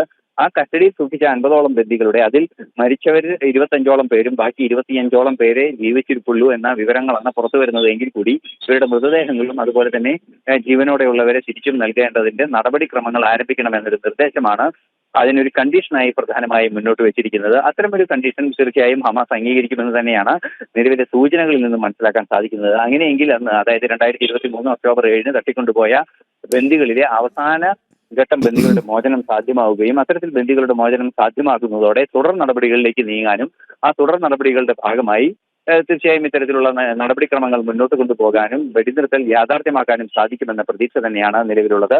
എന്നാൽ മറ്റൊരു പ്രധാന വിഷയം അദ്ദേഹം തന്നെ എടുത്തു പറഞ്ഞത് ഈ ആക്രമണ സ്വഭാവമുള്ളതും ഭരിക്കുന്നവരുമാണ് ഹമാസ് എന്നാണ്. അത്തരത്തിലൊരു നിലപാടിനെ അംഗീകരിക്കാനാവില്ല. ആക്രമണ സ്വഭാവമുള്ളവരെ ഭരണമേൽപ്പിക്കാൻ സാധിക്കില്ല എന്ന സൂചന തന്നെയാണ് ഇതിൽ നിന്നും മനസ്സിലാക്കാൻ സാധിക്കുന്നത്. സ്വാഭാവികമായും ഹമാസിനെ പൂർണ്ണമായും അവിടെ നിന്ന് ഒഴിവാക്കുക എന്ന ഒരു സൂചന നേരത്തെ പലതവണ ബെഞ്ചമിൻ നെതന്യാഹു പറഞ്ഞത് ഇന്ന് ഒരു സൂചനയായി കൂടി നൽകിയിരിക്കുന്നു എന്നാണ് മനസ്സിലാക്കാൻ സാധിക്കുന്നത്. അതിൽ അദ്ദേഹം വളരെ കൃത്യമായ ഒരു ആരോപണം ഉന്നയിക്കുന്നത് അവർ സാധാരണക്കാരെ മനുഷ്യ കവചമായി ഉപയോഗിച്ച് ആ സാധാരണക്കാർക്കിടയിൽ ആയുധങ്ങൾ ശേഖരിക്കുകയും ആ കേന്ദ്രങ്ങൾക്ക് നേരെ ആക്രമണം നടക്കുമ്പോൾ സ്വാഭാവികമായും സാധാരണക്കാർ കൊല്ലപ്പെടുകയും ചെയ്യുമ്പോൾ സാധാരണക്കാരെ ആക്രമിച്ചു അല്ലെങ്കിൽ സിവിലിയൻസിനെ ആക്രമിച്ചു എന്ന തെറ്റായ ഒരു ആരോപണം, ഒരു ദുരാരോപണം ഇസ്രയേലിന് നേരെ നടത്തുക എന്ന കൃത്യമായ ലക്ഷ്യം അവർക്കുള്ളതിനാലാണ് ഇത്തരത്തിൽ ജനവാസ കേന്ദ്രങ്ങളിൽ ആയുധങ്ങൾ ശേഖരിക്കുന്നതെന്ന ഒരു കൃത്യമായ ആരോപണവും മുന്നോട്ട് വയ്ക്കുന്നുണ്ട്. ഈ ഒരു സാഹചര്യങ്ങളെല്ലാം പരിശോധിക്കുമ്പോൾ, പ്രത്യേകിച്ച് അമേരിക്കയിൽ നിന്ന് മടങ്ങുന്നതിന് മുമ്പ് ഇക്കാര്യം നിലപാടുകളായി അറിയിക്കുമ്പോൾ മനസ്സിലാക്കാൻ സാധിക്കുന്നത് ഗാസയിലെ ജനങ്ങളെ മാറ്റിപ്പാർപ്പിക്കുന്നത് ഉൾപ്പെടെയുള്ള നടപടികളിലേക്ക് കാര്യങ്ങൾക്ക് കൊണ്ടുചെന്നെത്തിക്കുക എന്ന് തന്നെയാണ് ലക്ഷ്യം വെക്കുന്നത് എന്ന സൂചന തന്നെയാണ്. വെടിനിർത്തൽ ധാരണ ഉടൻ നടപ്പാക്കാൻ സാധിക്കുമെന്ന പ്രതീക്ഷയാണ് ബെഞ്ചമിൻ നെതന്യാഹു പങ്കുവയ്ക്കുന്നത്. ആദ്യഘട്ടം ബന്ദികളുടെ മോചനം സാധ്യമാക്കുന്നതിലാണ്. സംഘർഷം പൂർണ്ണമായും ഒഴിവാക്കാനാകുമെന്ന് ഇസ്രയേൽ ഉറച്ച് വിശ്വസിക്കുന്നുമുണ്ട്. മറ്റൊരു വാർത്തയിലേക്ക് പോവുകയാണ്. JSK സിനിമയുടെ പുതിയ പതിപ്പ് ഇന്ന് സെൻസർ ബോർഡിന് മുന്നിൽ എത്തും. കോടതി വിസ്താര സമയത്തെ ജാനകി എന്ന പേര് മ്യൂട്ട് ചെയ്തിട്ടാണ് പുതിയ പതിപ്പ്. ടൈറ്റിൽ മാറ്റി ജാനകി V എന്നാക്കിയതും സെൻസർ ബോർഡിന് മുന്നിലെത്തും. സെൻസർ ബോർഡ് പ്രദർശനാനുമതി നൽകിയാൽ ചിത്രം ഉടൻ തിയേറ്ററുകളിലെത്തും എന്നാണ് അറിയാൻ സാധിക്കുന്നത്. നിഷ ദിലീപുണ്ട് കൂടുതൽ വിവരങ്ങളുമായി. നിഷ, എങ്ങനെയാണ് വിശദാംശങ്ങൾ?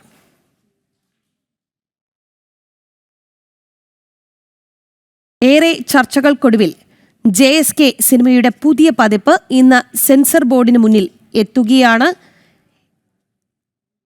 പല രീതിയിലുള്ള മാറ്റങ്ങൾ വരുത്തിയിരുന്നു. സിനിമയുടെ ടൈറ്റിൽ അടക്കം മാറ്റം വരുത്തിയാണ് പുതിയ പതിപ്പ് സെൻസർ ബോർഡിന് മുന്നിൽ എത്തുന്നത്. കോടതി വിസ്താര സമയത്ത് ജാനകി എന്ന പേരായിരുന്നു ഉണ്ടായിരുന്നത്. ജാനകി എന്ന പേര് മ്യൂട്ട് ചെയ്തിട്ടാണ് പുതിയ പതിപ്പ് എത്തുന്നത്. ഒപ്പം തന്നെ നേരത്തെ സൂചിപ്പിച്ചതുപോലെ ടൈറ്റിൽ മാറ്റിയിട്ടുണ്ട്, ജാനകി V എന്ന് ആക്കിയിട്ടുമുണ്ട്.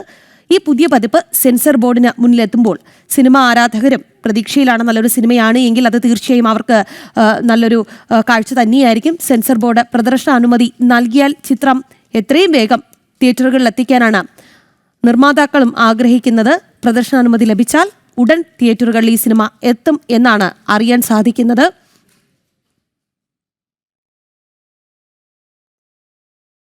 JSK സിനിമ പല രീതിയിലുള്ള ചർച്ചകൾക്കാണ് വഴിവെച്ചിരുന്നത്.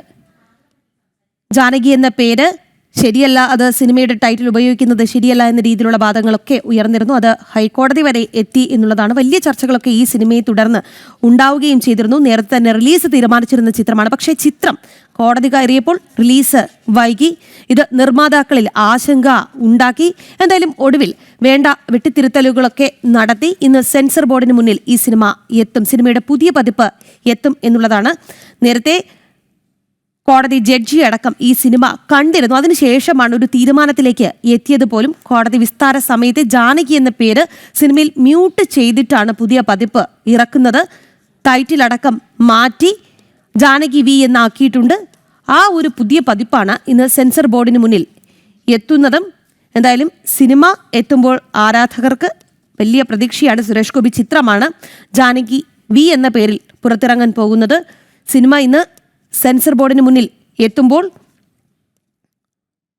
സിനിമ ആരാധകർക്ക് ആവേശം നൽകുന്നു. ഒപ്പം ഇത് പ്രദർശനാനുമതി ലഭിച്ചാൽ ഉടൻ തിയേറ്ററുകളിലേക്ക് ഈ സിനിമ എത്തും എന്നാണ് നമുക്ക് അറിയാൻ സാധിക്കുന്നത്. നിഷ ദിലീപാണ് ഉള്ളത്. നിഷ, എന്തായാലും ഇന്ന് സെൻസർ ബോർഡിന് മുൻപിൽ ഈ സിനിമയുടെ പുതിയ പതിപ്പ് എത്തുന്നുണ്ട്. എങ്ങനെയാണ് വിശദാംശങ്ങൾ?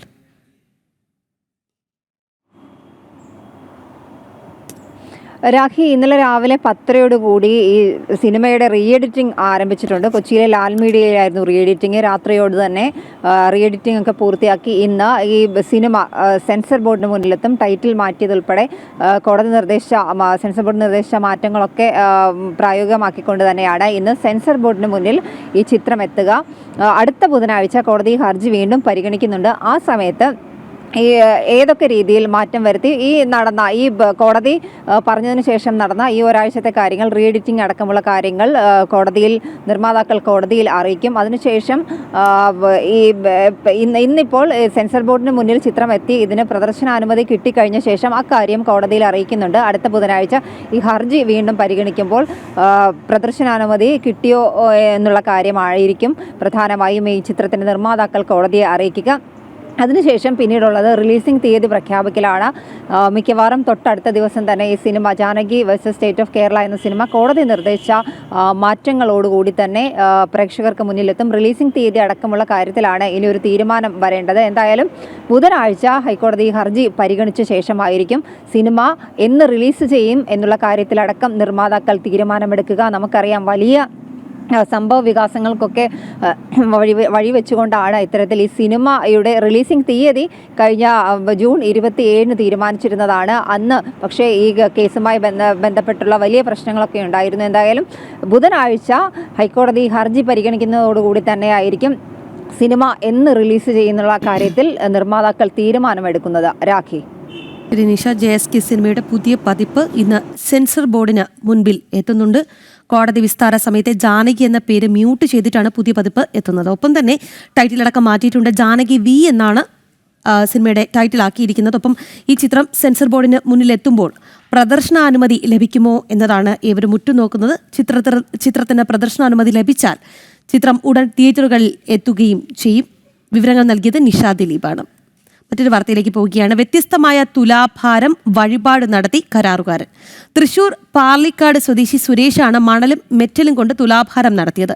പാർലിക്കാട് വെള്ളത്തിരുത്തി ക്ഷേത്രത്തിലായിരുന്നു വ്യത്യസ്തമായ തുലാഭാര ചടങ്ങ് നടന്നത്. ക്ഷേത്രത്തിലേക്ക് പുതിയ തുലാഭാര തട്ടും സുരേഷ് സമർപ്പിച്ചു. ആവാസ ഗേഹമായ പാർലിക്കാട് വെള്ളത്തിരുത്തി ക്ഷേത്രത്തിൽ സുരേഷ് എത്തിയത് മണലും മെറ്റലുമായാണ്. ജീവകാരുണ്യ പ്രവർത്തകൻ കൂടിയായ സുരേഷ് കെട്ടിട നിർമ്മാണ കരാറുകാരനാണ്. വർഷങ്ങളായുള്ള സുരേഷിന്റെ ആഗ്രഹമായിരുന്നു ക്ഷേത്രത്തിൽ തുലാഭാരം വഴിപാട് നടത്തണമെന്നത്. എന്നാൽ സുരേഷിന്റെ ബാല്യ യൗവന കാലങ്ങൾ ദുരിതപൂർണമായിരുന്നു. വെള്ളത്തിരുത്തി ശ്രീകൃഷ്ണ ക്ഷേത്രത്തിൽ ദിനംപ്രതി കുളിച്ചു തൊഴാൻ എത്തിയിരുന്ന സുരേഷിന് ഒരു രൂപ പോലും കാണിക്ക വയ്ക്കാൻ കഴിയാതിരുന്ന ഭൂതകാലം. സ്വന്തം വീട്ടിൽ നട്ടുവളർത്തിയ പുഷ്പങ്ങളായിരുന്നു അന്ന് കാണിക്കയായി സുരേഷ് നൽകിയിരുന്നത്. ആദ്യകാലങ്ങളിൽ ടാക്സി ഡ്രൈവറായ തൊഴിലെടുത്ത സുരേഷ് പിന്നീട് കെട്ടിട നിർമ്മാണ മേഖലയിലേക്ക് മാറി. തന്റെ കർമ്മ മേഖലയുമായി ബന്ധപ്പെട്ടുള്ള മണലും മെറ്റലും ഉപയോഗിച്ച് തുലാഭാരം നടത്താനാണ് സുരേഷ് തീരുമാനിച്ചത്. ഒരു തുലാഭാരത്തട്ട് നൽകണമെന്ന സുരേഷിന്റെ പ്രാർത്ഥനയും സഫലമായി. ക്ഷേത്രത്തിൽ സമർപ്പിച്ച തുലാഭാരത്തട്ടിൽ പഞ്ചസാര കൊണ്ട് ആദ്യം സുരേഷിന്റെ മാതാവ് തങ്കവും തുടർന്ന് മെറ്റലും മണലും കൊണ്ട് സുരേഷും തുലാഭാരം നടത്തി. ഈ അമ്പലത്തിൽ ഞാൻ ആദ്യകാലത്ത് വരുമ്പോൾ ഈ അമ്പലം വളരെയധികം ശോചനീയാവസ്ഥയിൽ കിടന്നിരുന്നൊരു ക്ഷേത്രമായിരുന്നു. ഇതിൻ്റെ കാര്യം അങ്ങനെ തന്നെയായിരുന്നു. ഒരു രൂപ പോലും അമ്പലത്തിൻ്റെ പടിയമ വയ്ക്കാൻ നിവൃത്തിയില്ലാത്ത ഒരാളായിരുന്നു. അപ്പോൾ അന്ന് തൊട്ട് തുടങ്ങിയതാണ് വീടിൻ്റെ മുറ്റത്ത് ഒരു പുഷ്പം, ഒരു ചെടി നട്ടിട്ട് അതിലുള്ള പുഷ്പമാണ് ഞാൻ അമ്പലത്തിൽ കൊണ്ടുവന്ന് സമർപ്പിച്ചിരുന്നത്. പൈസയായിട്ടൊന്നും എനിക്ക് വയ്ക്കാൻ പറ്റിയിട്ടില്ല. ഒരു നല്ല രീതിയിൽ ആവുകയാണെങ്കിൽ ഭഗവാനെ ഞാൻ മണൽ കൊണ്ടും മെറ്റൽ കൊണ്ടും തുലാഭാരം ചെയ്യാമെന്ന് ഞാൻ നേർന്നുണ്ടായിരുന്നു. അത് 25 വർഷങ്ങൾക്ക് മുന്നേ നേർന്നതാണ്. ഇപ്പോഴാണ് അതെനിക്ക് സാധിക്കാൻ പറ്റിയത്. നിരവധി ക്ഷേത്രങ്ങളിലെ പൂരക്കമ്മിറ്റി രക്ഷാധികാരിയായി പ്രവർത്തിച്ചു വരുന്ന സുരേഷ് നിരവധി വയോജനങ്ങൾക്ക് പെൻഷൻ നൽകിയും വർഷം തോറും വിദ്യാർത്ഥികൾക്കായി പഠനോപകരണങ്ങൾ വിതരണം ചെയ്തുമെല്ലാം ജീവകാരുണ്യ രംഗങ്ങളിലും സജീവ സാന്നിധ്യമാണ്. ജനം, തൃശൂർ. ബാലഗോകുലം ദക്ഷിണ കേരളം 50ാമത് വാർഷിക സമ്മേളനത്തിന് ഇന്ന് തിരുവനന്തപുരത്ത് തിരിതെളിയും. കേരള ഗവർണർ രാജേന്ദ്ര വിശ്വനാഥ് അർലേക്കറും രാഷ്ട്രീയ സ്വയം സേവക സംഘം പ്രാന്തീയ കാര്യകർത്താക്കളും സാമൂഹ്യ സാംസ്കാരിക രംഗത്തെ പ്രമുഖർ വിവിധ വിഷയങ്ങളിൽ കുട്ടികളുമായി സംവദിക്കും. അതേസമയം സമ്മേളന നഗരിയിലേക്ക് ഗവർണർ എത്തിച്ചേരേണ്ട റോഡുകളുടെ ശോചനീയാവസ്ഥ പ്രാദേശിക ഭരണകൂടം പരിഹരിക്കുന്നില്ല എന്ന് ബാലഗോകുലം ഭാരവാഹികൾ ആരോപിച്ചു. ലോകത്തിലെ തന്നെ ഏറ്റവും വലിയ കുട്ടികളുടെ സാംസ്കാരിക സംഘടനയായ ബാലഗോകുലത്തിന്റെ ദക്ഷിണ കേരള 50ാമത് വാർഷിക സമ്മേളനത്തിനായാണ് അനന്തപുരി ആതിഥേയത്വം വഹിക്കുന്നത്. തിരുവനന്തപുരം മുതൽ എറണാകുളം വരെയുള്ള 7 ജില്ലകളിലെ 117 താലൂക്കുകളിൽ നിന്നായി 1000-ൽ പരം പ്രതിനിധികളാണ് സമ്മേളനത്തിൽ പങ്കെടുക്കുക. 3 ദിവസങ്ങളിലായി നടക്കുന്ന സമ്മേളനത്തിൽ കേരള ഗവർണർ രാജേന്ദ്ര വിശ്വനാഥ് ആർലേക്കറും രാഷ്ട്രീയ സ്വയംസേവക സംഘം പ്രാന്തീയ കാര്യകർത്താക്കളും സാമൂഹിക സാംസ്കാരിക മേഖലകളിലെ പ്രമുഖർ കുട്ടികളുമായി സംവദിക്കും. അതേസമയം സമ്മേളന നഗരിയിലേക്ക് ഗവർണർ എത്തിച്ചേരേണ്ട റോഡിന്റെ അറ്റകുറ്റപ്പണികൾ ചെയ്യുന്നതിൽ പ്രാദേശിക ഭരണകൂടം വീഴ്ച വരുത്തുകയാണെന്നുള്ള ആരോപണവും ശക്തമാവുകയാണ്. നമുക്കറിയാം, കേരളത്തിൽ ബാലഗോകുലത്തിന്റെ പ്രവർത്തനം ആരംഭിച്ചതിന് ശേഷം 50 വർഷം പിന്നിടുകയാണ്. കേരളത്തിന്റെ സാംസ്കാരിക ചരിത്രത്തിൽ വളരെ വലിയ മാറ്റങ്ങൾക്ക് ബാലഗോകുലത്തിന്റെ പ്രവർത്തനം ഒരു നിമിത്തമായി മാറിയിട്ടുണ്ട്. ഇതുവരെയുള്ള പ്രവർത്തനങ്ങൾ വിലയിരുത്താനും വരാൻ പോകുന്ന വർഷത്തെ പ്രവർത്തനങ്ങൾ വളരെ ആസൂത്രിതമായി അതിന്റെ മുന്നൊരുക്കങ്ങൾ നടത്താനും വേണ്ടിയിട്ടാണ് നമ്മൾ ഒരുമിച്ച് കൂടുന്നത്. ബാലസഭ, പ്രദർശിനി, കുട്ടികൾ അവതരിപ്പിക്കുന്ന കലാസാംസ്കാരിക പരിപാടികളോടെ ജൂലൈ 13-നാണ് സമ്മേളനം അവസാനിക്കുക. ജനം, തിരുവനന്തപുരം. ഡാർക്ക് നെറ്റ് ലഹരി കേസിൽ രാജ്യാന്തര കണ്ണികളുടെ സാമ്പത്തിക സ്രോതസ്സുകൾക്ക് പൂട്ടിടാൻ ഒരുങ്ങി NCBയും EDയും. അക്കൗണ്ടുകൾ മറവിപ്പിച്ചും സ്വത്തുക്കൾ കണ്ടുകെട്ടിയും സാമ്പത്തിക സ്രോതസ്സുകൾ അടയ്ക്കും. കേസിൽ അറസ്റ്റിലായ മൂവാറ്റുപുഴ സ്വദേശി എഡിസൺ ഉൾപ്പെടെയുള്ള പ്രതികളുടെ NCB കസ്റ്റഡി കാലാവധി ഇന്ന് അവസാനിക്കും. വിവരങ്ങൾ നൽകാനായി നിഷ ദിലീപുണ്ട്. നിഷ, വിശദാംശങ്ങൾ.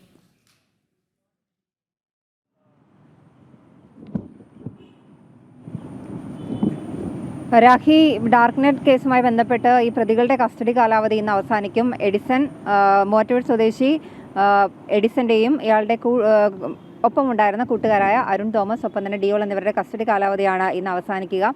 ഇവരെ വിശദമായി തന്നെ NCB സംഘം ചോദ്യം ചെയ്തു. നിർണായക വിവരങ്ങൾ ലഭിച്ചിട്ടുണ്ട് എന്നാണ് സൂചന. ഇവർ നടത്തിയ മറ്റിടപാടുകൾ, ബിനാമി ഇടപാടുകൾ അടക്കം പരിശോധിക്കുമെന്നാണ് അന്വേഷണ സംഘം അറിയിച്ചിട്ടുള്ളത്. എന്തായാലും ഈ ഡാർക്ക് നെറ്റ്, ഈ കെറ്റാമലോണിന്റെ പേരിൽ എഡിസൺ കോടികൾ സമ്പാദിച്ചു എന്നുള്ള ഒരു കാര്യം കൂടി NCB സംഘം കഴിഞ്ഞ ദിവസം വ്യക്തമാക്കിയിരുന്നു.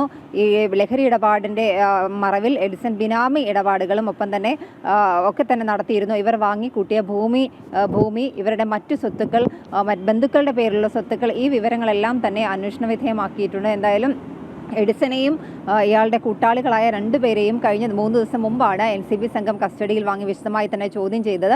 ഈ ചോദ്യം ചെയ്യലിൽ നിന്ന് കിട്ടിയ നിർണായക വിവരങ്ങൾ, ഇവരുടെ സ്വത്തുക്കൾ അടക്കമുള്ളവരുടെ വിവരങ്ങൾ EDക്ക് കൈമാറിയിട്ടുണ്ട്. EDയും കൂടുതൽ ഇവരുടെ സ്വത്തുവകകൾ അടക്കമുള്ള കാര്യത്തിൽ ED അന്വേഷണവും ഉണ്ടാകും. എഡിസൺ സമ്പാദിച്ച ഈ ലഹരി ഇടപാടിൻ്റെ പേരിൽ എഡിസൺ കോടിക്കണക്കിന് രൂപ സമ്പാദിച്ചതായി കഴിഞ്ഞ ദിവസം തന്നെ അന്വേഷണത്തിൽ വ്യക്തമാക്കിയിരുന്നു. ഇത് മൂവാറ്റുപുഴയിൽ അടക്കം ഭൂമി വാങ്ങിയ കാര്യങ്ങളുണ്ട്. ഒപ്പം ഷോപ്പിംഗ് കോംപ്ലക്സ് നിർമ്മാണത്തിലടക്കം ലഹരി ഇടപാടിൽ നിന്ന് ലഭിച്ച പണം എഡിസൺ വിനിയോഗിച്ചിട്ടുണ്ട് എന്ന് NCB സംഘം കണ്ടെത്തിയിരുന്നു. ഈ കാര്യങ്ങളൊക്കെ തന്നെ EDയെ അറിയിക്കും. EDക്ക് ഇതിൻ്റെ രേഖകളൊക്കെ തന്നെ കൈമാറും. ED അന്വേഷണം, ഈ സ്വത്തുവകകളിലൊക്കെ ED അന്വേഷണവും ഉണ്ടാകും. എന്തായാലും ഈ പ്രതികളുടെ കസ്റ്റഡി കാലാവധി ഇന്ന് അവസാനിക്കുകയാണ്. രാഖി. ശരി നിഷ, ഡാർക്ക് നെറ്റ് ലഹരി കേസുമായി ബന്ധപ്പെട്ടിട്ടുള്ള കാര്യങ്ങളാണ് നിഷ വിശദീകരിച്ചത്. പാലാ സീറ്റ് വെച്ചുകൊണ്ടുള്ള യാതൊരു ഡീലിനും താൻ തയ്യാറല്ല എന്ന് നിലപാട് കടുപ്പിച്ചിരിക്കുകയാണ് മാണി സി കാപ്പൻ. ജോസ് കെ മാണിയുടെ UDF പ്രവേശന ചർച്ചകൾ തകൃതിയായി നടക്കുന്നതിനിടയിലാണ് മാണി സി കാപ്പൻ ഇടങ്കോലിട്ടത്. പക്ഷേ ജോസ് കെ മാണിയെ കൂടെ കൂട്ടി മധ്യ കേരളത്തിൽ കൂടുതൽ നേട്ടം ഉണ്ടാക്കാനാണ് UDF ശ്രമിച്ചുകൊണ്ടിരിക്കുന്നത്. അതേസമയം തന്നെ UDF പാളയത്തിലേക്ക് തിരിച്ചെത്താൻ ജോസ് കെ മാണിക്കും താല്പര്യവുമുണ്ട്. ജിജീഷ് കരുണാകരൻ കൂടുതൽ കാര്യങ്ങൾ വിശദീകരിക്കും. ജിജീഷ്, വിശദാംശങ്ങൾ.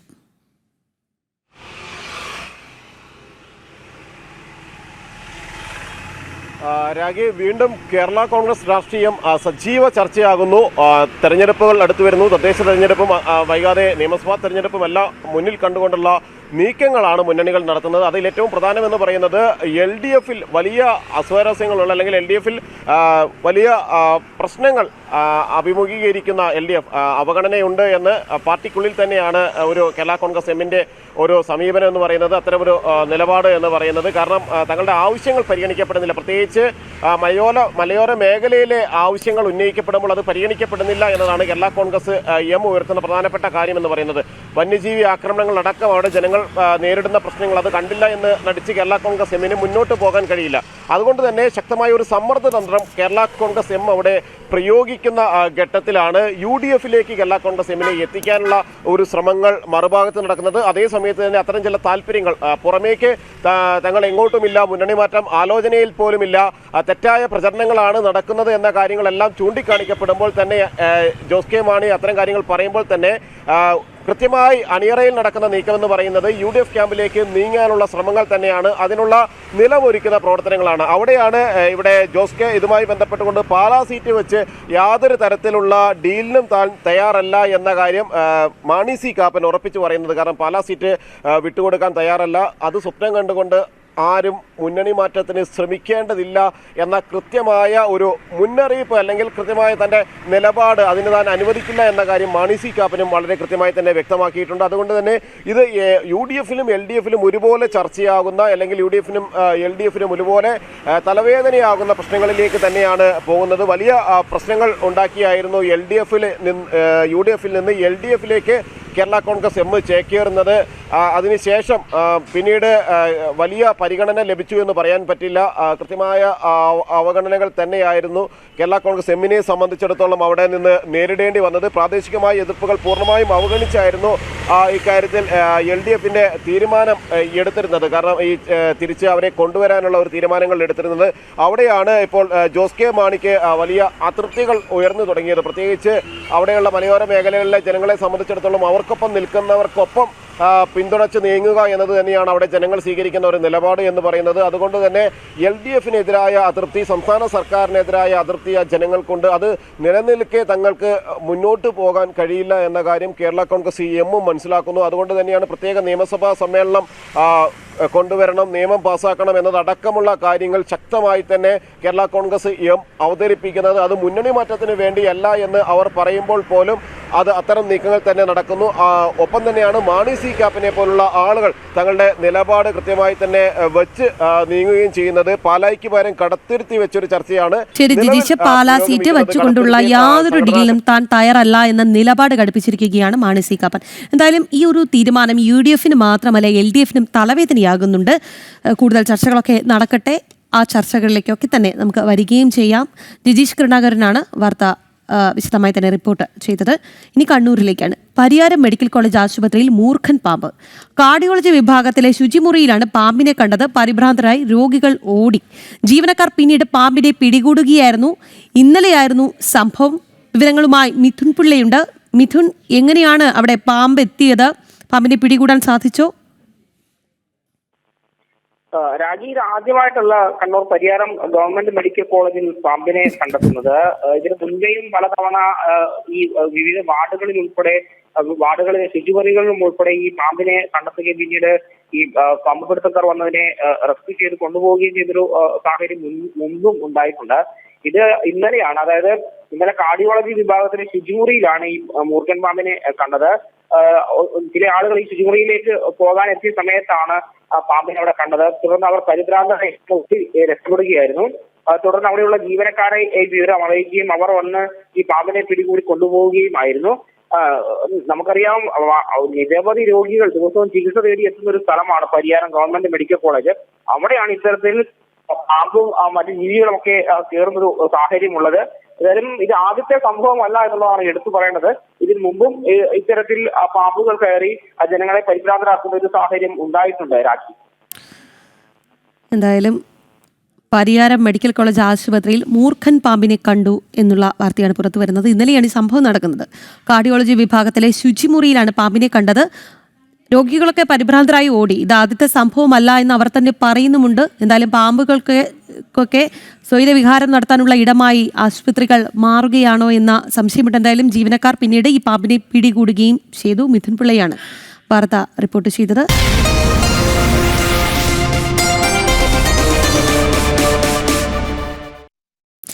ഡിവൈഎഫ്ഐക്കാർ ആക്രമിച്ച പ്ലാവൂർ സ്കൂളിലെ അധ്യാപകർക്കെതിരെ വിജിലൻസ് പരിശോധനയ്ക്ക് ഉത്തരവിട്ടതിൽ പ്രതിഷേധം ശക്തം.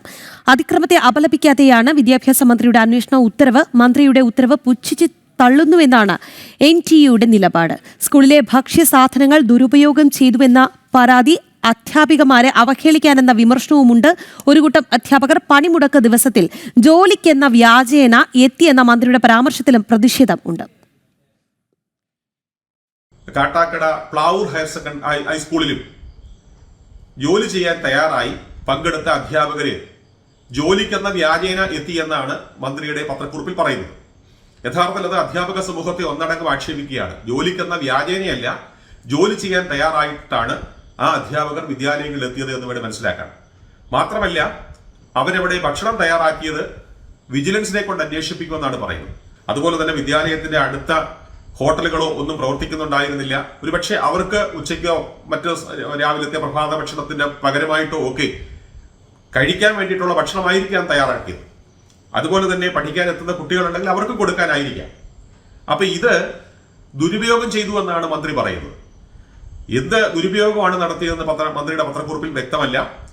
യഥാർത്ഥത്തിൽ വിദ്യാലയങ്ങളിൽ വന്ന അധ്യാപകരെ അപമാനിക്കുകയും അവർക്കെതിരെ അനാവശ്യമായ അന്വേഷണം പ്രഖ്യാപിക്കുകയും ചെയ്ത നടപടി അങ്ങേയറ്റം പ്രതിഷേധാർഹമാണ്. അധ്യാപകരെ അപമാനിച്ച വിദ്യാഭ്യാസ മന്ത്രി ഈ കാര്യത്തിൽ മാപ്പ് പറയുകയും അദ്ദേഹം പ്രഖ്യാപിച്ച അന്വേഷണം അടിയന്തരമായിട്ട് നിർത്തിവെക്കുകയും ചെയ്യണം എന്നാണ് ആവശ്യപ്പെടാനുള്ളത്. കൂടുതൽ വാർത്തകൾ നൽകാനായി പ്രജിത് മോഹനനാണ് നമുക്കൊപ്പം ഉള്ളത്. Prajith, good morning. ഈ പ്ലാവൂർ സ്കൂളിലെ അധ്യാപകർക്കെതിരെയുള്ള അതിക്രമം പണിമുടക്ക് ദിവസം ദൃശ്യങ്ങൾ സഹിതം ജനം TV വാർത്തയാക്കിയതാണ്. നമ്മളത് കുറിച്ച് ചർച്ച ചെയ്തതാണ്.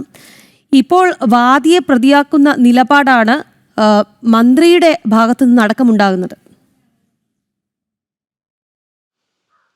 രാഖി, അങ്ങനെ തന്നെയാണ്. കാരണം ഈ സ്കൂളിലുണ്ടായത് വലിയൊരു അതിക്രമമാണ്. അത് ദൃശ്യങ്ങൾ സഹിതം പുറത്തു വന്നതാണ്. അധ്യാപികമാർ കുട്ടികളുമുള്ളൊരു റൂമിനുള്ളിലേക്ക് കുറച്ച് പേർ സംഘം ചേർന്നതിൻ്റെ വാതിലൊക്കെ ചവിട്ടിപ്പൊളിച്ച് അകത്ത് കയറുന്ന സാഹചര്യവും ആ സമയത്തുണ്ടായിട്ടുള്ള ഒരു ഭീകരാന്തരീക്ഷമൊക്കെ നമ്മൾ കണ്ടതാണ്.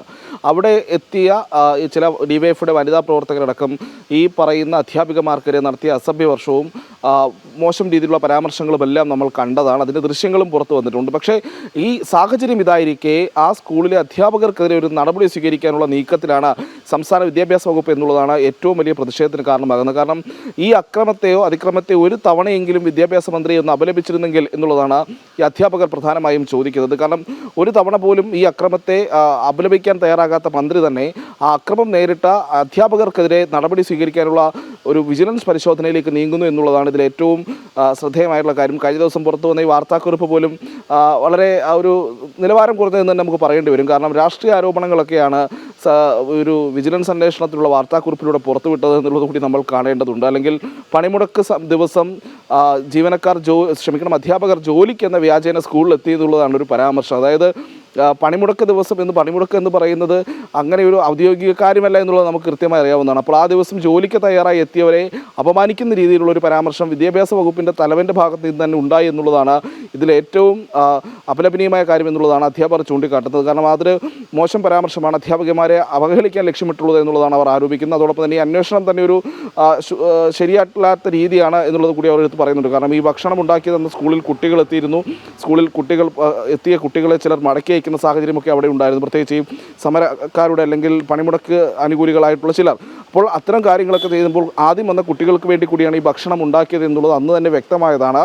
പക്ഷേ അതിൻ്റെ പേരിൽ ഭക്ഷണം ഉണ്ടാക്കി എന്നതിൻ്റെ പേരിൽ വിജിലൻസ് പരിശോധന നടത്താൻ ഉത്തരവിട്ട സംസ്ഥാനത്തെ ആദ്യത്തെ മന്ത്രി കൂടിയായിരിക്കും വി ശിവൻകുട്ടി എന്നുള്ളൊരു വിഷയം ഇതിൽ നിലനിൽക്കുന്നുണ്ട്. അതിനെതിരെയാണ് വലിയ പ്രതിഷേധം ഉണ്ടാകുന്നത്. കാരണം അധ്യാപികമാരെ അവഹേളിച്ചവർക്കെതിരെ ഒരു വാക്കുപോലും മിണ്ടാത്ത വിദ്യാഭ്യാസ മന്ത്രി ഈ അധ്യാപികമാർക്കെതിരെ ഒരു അന്വേഷണത്തിന് ഉത്തരവിട്ടു എന്നുള്ളതാണ് ഇതിൽ ഏറ്റവും എടുത്തു പറയേണ്ടത് കാര്യം. കാരണം പണിമുടക്ക് ദിവസമാണ് അവർ ജോലിക്കെത്തിയത്. നമുക്ക് അന്ന് ഈ പ്രശ്നങ്ങൾ ഉണ്ടായതിനു ശേഷം നമ്മൾ ആ സ്കൂളിൽ പോയതാണ്. ആ സ്കൂളിലെ ആ സ്റ്റാഫ് റൂം നിറയെ അധ്യാപകരുണ്ടായിരുന്നു. കാരണം അവരെല്ലാവരും ജോലിക്ക് തയ്യാറായി എത്തി. അവരവിടെ വരുന്ന കുറച്ച് കുട്ടികൾ എത്തുന്നു. ആ രക്ഷിതാക്കളും കുട്ടികളും അവിടേക്ക് എത്തുന്നു. അപ്പോൾ കൂടുതൽ കുട്ടികൾ വരാനുള്ള സാധ്യത കൂടി കണക്കിലെടുത്താണ് അന്ന് ഭക്ഷണം ഉണ്ടായത് എന്നുള്ളത് നമുക്ക് അവിടെ എത്തിയപ്പോൾ മനസ്സിലായ സാഹചര്യമാണ്. നാട്ടുകാരും ആ പ്രദേശവാസികളായ ചിലരും സ്കൂളിലേക്ക് കുട്ടികൾ വന്ന കാര്യമൊക്കെ നമ്മളോട് സംസാരിച്ചിരുന്നു. അങ്ങനെ കുട്ടികൾക്ക് വേണ്ടി ഉണ്ടാക്കിയ ഭക്ഷണം ഉണ്ടാക്കി എന്ന പേരിൽ സംസ്ഥാന വിദ്യാഭ്യാസ മന്ത്രി ഇത്തരമൊരു വിജിലൻസ് പരിശോധനയ്ക്ക് ഉത്തരവിട്ടു എന്നുള്ളതാണ് കൗതുകകരമായ കാര്യം. മറ്റൊന്ന് പറയാനുള്ളത്, ഈ സ്കൂളുകളിൽ സർക്കാർ സ്കൂളുകളിൽ ഉച്ചഭക്ഷണത്തിന് മതിയായ ഫണ്ട് അനുവദിക്കാത്തതുമായി ബന്ധപ്പെട്ട നിരവധി വാർത്തകൾ പുറത്തു വന്നതാണ്. നമ്മൾ അത്തരം വാർത്തകൾ പുറത്തു കൊണ്ടുവന്നതുമാണ്. ആ സാഹചര്യം കൂടി അവിടെ നിൽക്കുന്നുണ്ട്. പല അധ്യാപകരും വീടുകളിൽ നിന്നൊക്കെ സാധനങ്ങൾ കൊണ്ടുവന്ന് സ്കൂളുകളിൽ ഭക്ഷണം പാചകം ചെയ്യുന്ന കാഴ്ച അല്ലെങ്കിൽ അത്തരം സംഭവങ്ങളൊക്കെ നമ്മൾ ഒരുപാട് കണ്ടിട്ടുമുണ്ട്, കേട്ടിട്ടുമുണ്ട്. സ്കൂളുകളിൽ ഭക്ഷണത്തിന് പാചകം ചെയ്യാൻ ആവശ്യത്തിന് ഫണ്ട് അനുവദിക്കുന്നില്ല എന്ന് പറഞ്ഞത് പ്രഥമാധ്യാപകരുടെ സംഘടന പോലും പ്രതിഷേധവുമായി രംഗത്ത് വന്ന സാഹചര്യവും നിലനിൽക്കുന്നു. പലപ്പോഴും സ്വന്തം കീശയിൽ നിന്ന് പണമെടുത്ത് അധ്യാപകർ കുട്ടികൾക്ക് ഭക്ഷണം ഒരുക്കി നൽകേണ്ട അവസ്ഥയും സംസ്ഥാനത്തെ വിവിധ സർക്കാർ സ്കൂളുകളിൽ ഉണ്ട് എന്നുള്ളത് യാഥാർത്ഥ്യമാണ്. സാഹചര്യം ഇങ്ങനെ ആയിരിക്കെ ആവശ്യത്തിന് ഫണ്ട് നൽകാത്ത മന്ത്രി സ്കൂളുകളിൽ ഭക്ഷണം അധ്യാപകർ സ്വന്തം കയ്യിൽ നിന്ന് തന്നെ പലപ്പോഴും കാശിട്ട് കുട്ടികൾക്ക് ഭക്ഷണം നൽകുന്ന സാഹചര്യമുള്ളപ്പോൾ ആ പ്രവൃത്തി ചെയ്ത ആളുകൾക്കെതിരെയാണ് ഈ നടപടി സ്വീകരിച്ചത് എന്നുള്ളതിൽ ഏറ്റവും ശ്രദ്ധേയമായ കാര്യം.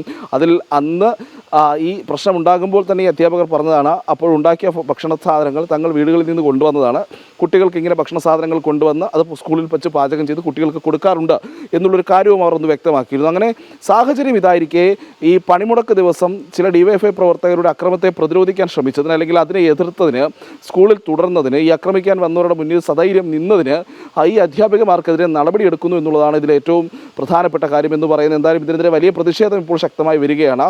കാരണം മാതൃകാപരമായിട്ടുള്ളൊരു നടപടിയല്ല അല്ലെങ്കിൽ ഒരു നീക്കമല്ല സംസ്ഥാന വിദ്യാഭ്യാസ വകുപ്പിൻ്റെ ഭാഗത്തു നിന്നുണ്ടായത് എന്നുള്ളതാണ് ഏറ്റവും പ്രധാനപ്പെട്ട ആരോപണം.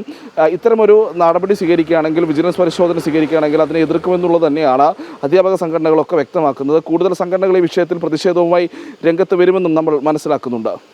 ഞാൻ ആലോചിക്കുകയായിരുന്നു, എത്ര മാതൃകാപരമായ ഒരു നീക്കമാണ് അധ്യാപകരുടെ ഭാഗത്ത് നിന്നുണ്ടായത്. കാരണം ഭക്ഷണം കുട്ടികൾക്ക് കൊടുക്കാൻ സാധിക്കില്ല എന്ന് കണ്ടപ്പോൾ അവർ വീടുകളിൽ നിന്ന് ഭക്ഷണം എത്തിക്കുന്നു. പിന്നീട് അതിൻ്റെ പേരിൽ അതിക്രമം നേരിടേണ്ടി വരുന്നു. ഇതെല്ലാം കഴിഞ്ഞപ്പോൾ പരിശോധനയുണ്ടാകുന്നു.